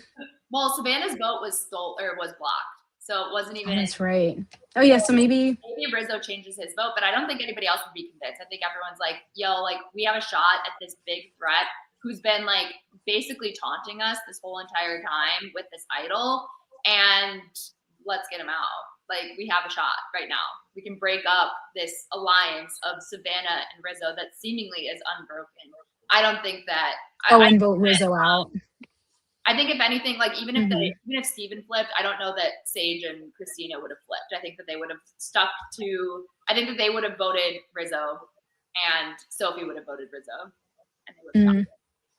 True. So yeah, maybe it would have been the same outcome anyway. It could have been, yeah. Yeah.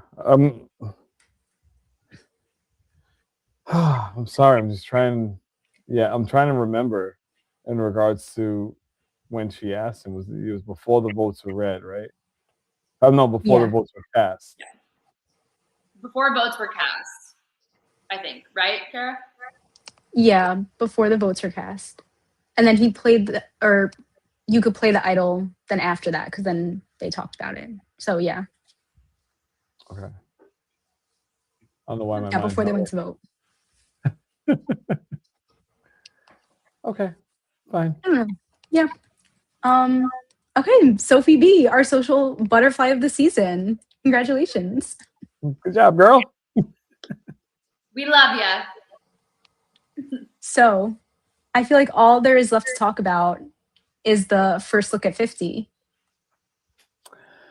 Go ahead. I got my thoughts. You know what? Watching it live, like at the Bryson Wen event with everyone, like it was so exciting. I thought it was exciting. I think the celebrities are kind of random. I don't know why that's part of it, but like overall, it made me excited for 50.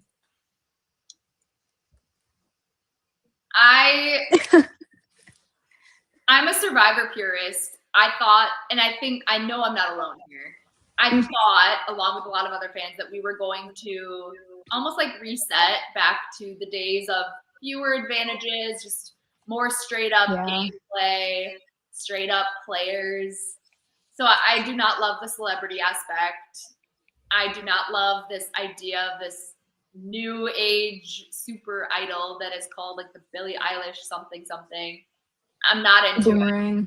However, on the positive, because sure we keep things positive. I'm with you, Kara. Like when the preview first started and they were playing that music, I was like, oh my gosh, like this is it. This is what I'm living for. And I loved that. I loved the intro. I loved seeing some of the players that we haven't seen in years. That was really exciting for me. Bruce. So I'm sitting on my couch. I'm leaning forward. Okay. My dog is on the side of me. He's kind of curled up in a ball on the couch. Son's over on the other side of the chaise lounge, his legs hanging off the end, kind of on his phone, but also looking at television because it's showing the preview for season 50. I started getting this thing, this feeling. And I'm like, okay, I got you. And they show the walk up to the plane. And they show Kobe with his backpack over his shoulder. I'm like, yo, let's go. I actually got excited. I did. Mhm. I felt something's new, something's great, something's about to happen. It's fun. Okay, so they go through a couple of things, the normal shots, back of Ozzy's head, and just all sorts of stuff. And the music was great, it was on point. And then all of a sudden, I see Dirk Bentley. Right? Was that Dirk Bentley? That was Zach Brown. Zach Brown. Sorry. That's okay. They showed him. I'm like, all right. And then they talked about Billie Eilish. I'm like, okay. Then and then they showed Mr. Beast from the Beast Games. Mhm. Or whatever the hell. I'm like, I know exactly what you're doing. Ladies and gentlemen, please think back to while we're watching this show that we love.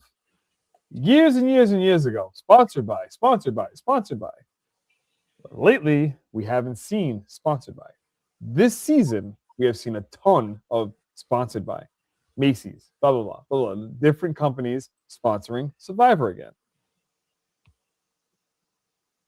So if we're okay with that, with something we didn't really realize, we're okay with that. We now need to be okay with the fact that they're trying to think about the genres that they're now trying to get. Country, right? Bring those people in there that love that country music. Hey, did you hear that, Mr. Brown was on Survivor? What? That show's still on TV? I got to check it out. Billie Eilish is on there. Who's listening to Billie Eilish? Almost everybody in the world. That's another segment of people. Oh, Mr. Beast, whatever. I don't even know his damn name. My son knows who he is. My daughter knows who he is. And I know him about Beast Games, but he has the most views on YouTube, right? Or social media in general. Like, he's massive.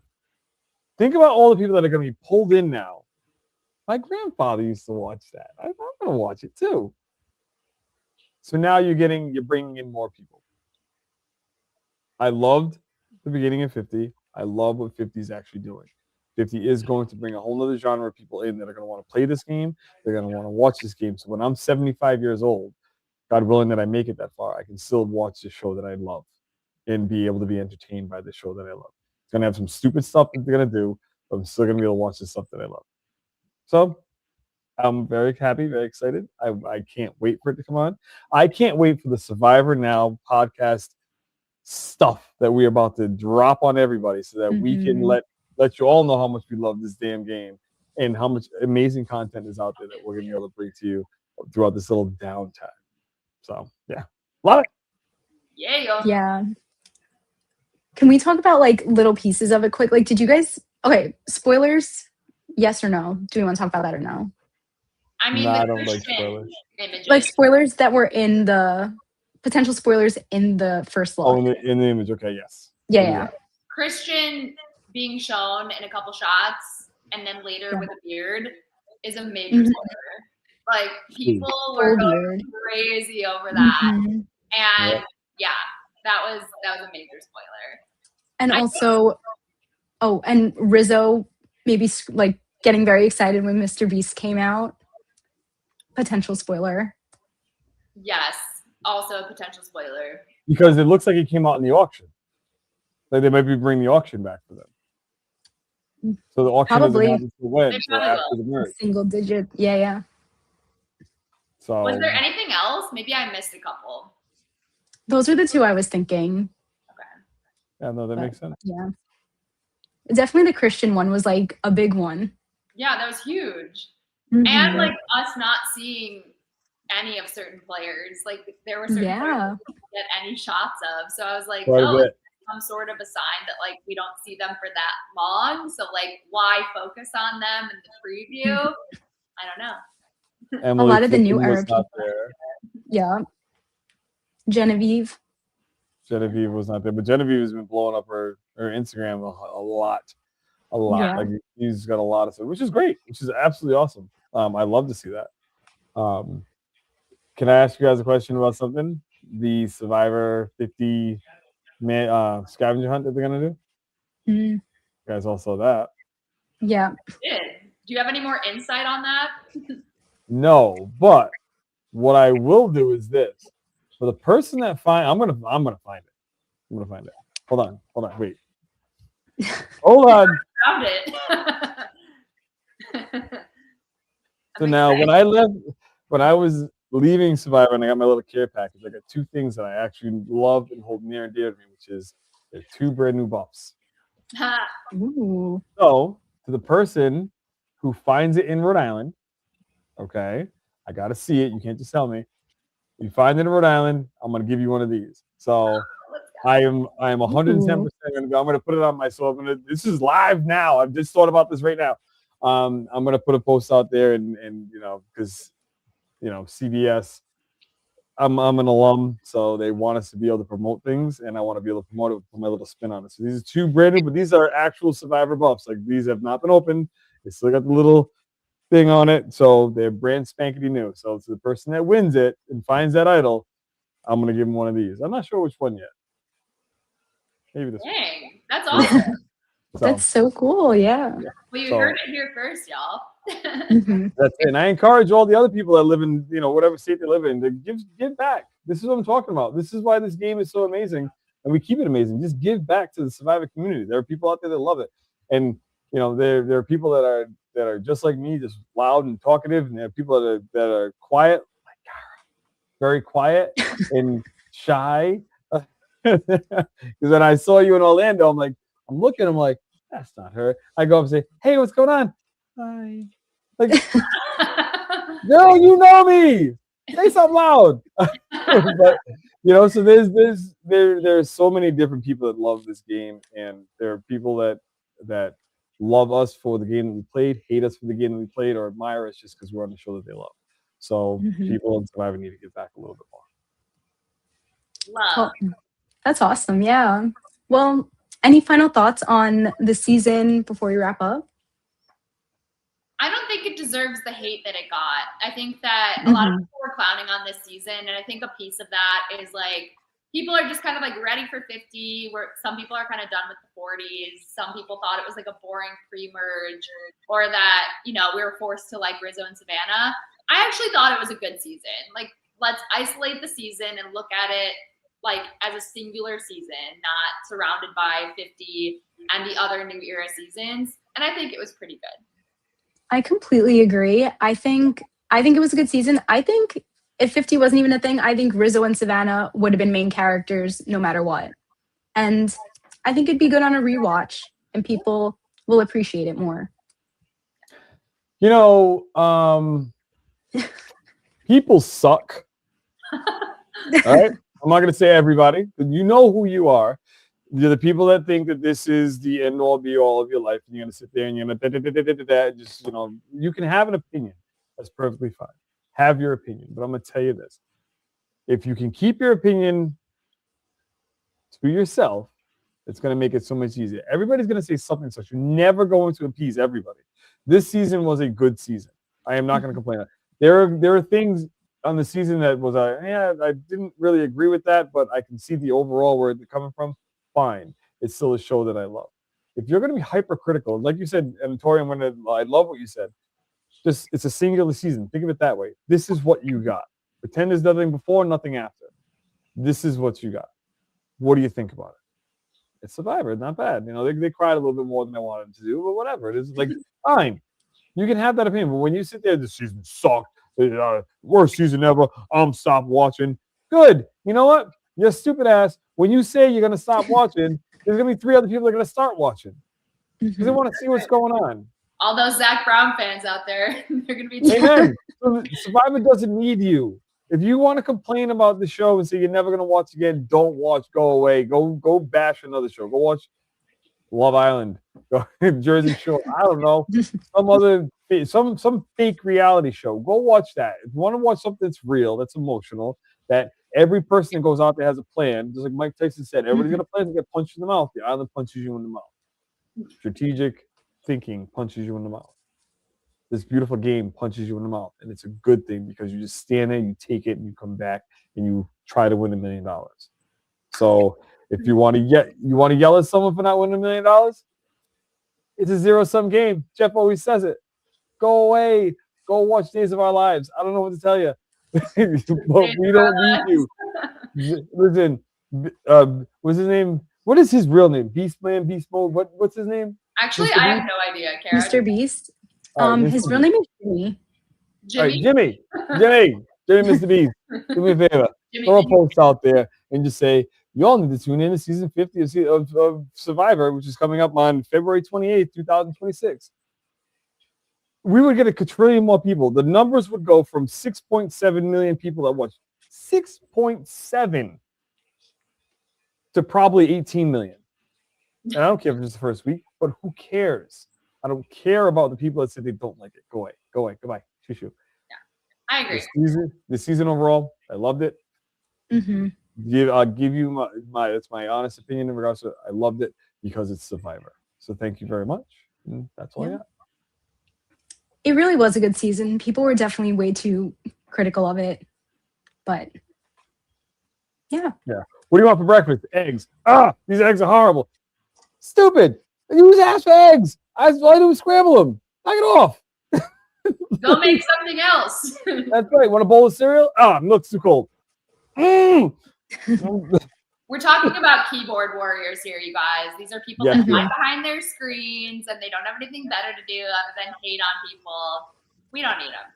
Nope. I don't listen. No. It's all noise. Go somewhere else. Bye. That's a whole nother episode. Oh yeah. Another Patreon after dark, you guys. Trolling the trolls. We're gonna troll on the trolls. Yeah. Well, this was so much fun. I'm glad we got to combine shows and do this together. Me too. That was fun. And thank you everyone in the chat. The chat was very active, which is always so nice. So thank you for joining us tonight and throughout the season.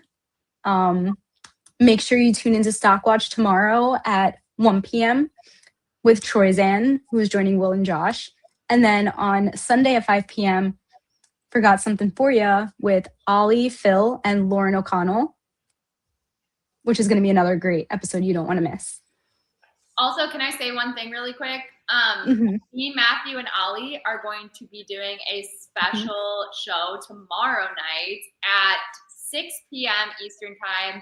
We are going to be breaking down the season 50 trailer that we saw, preview, whatever you want to call it.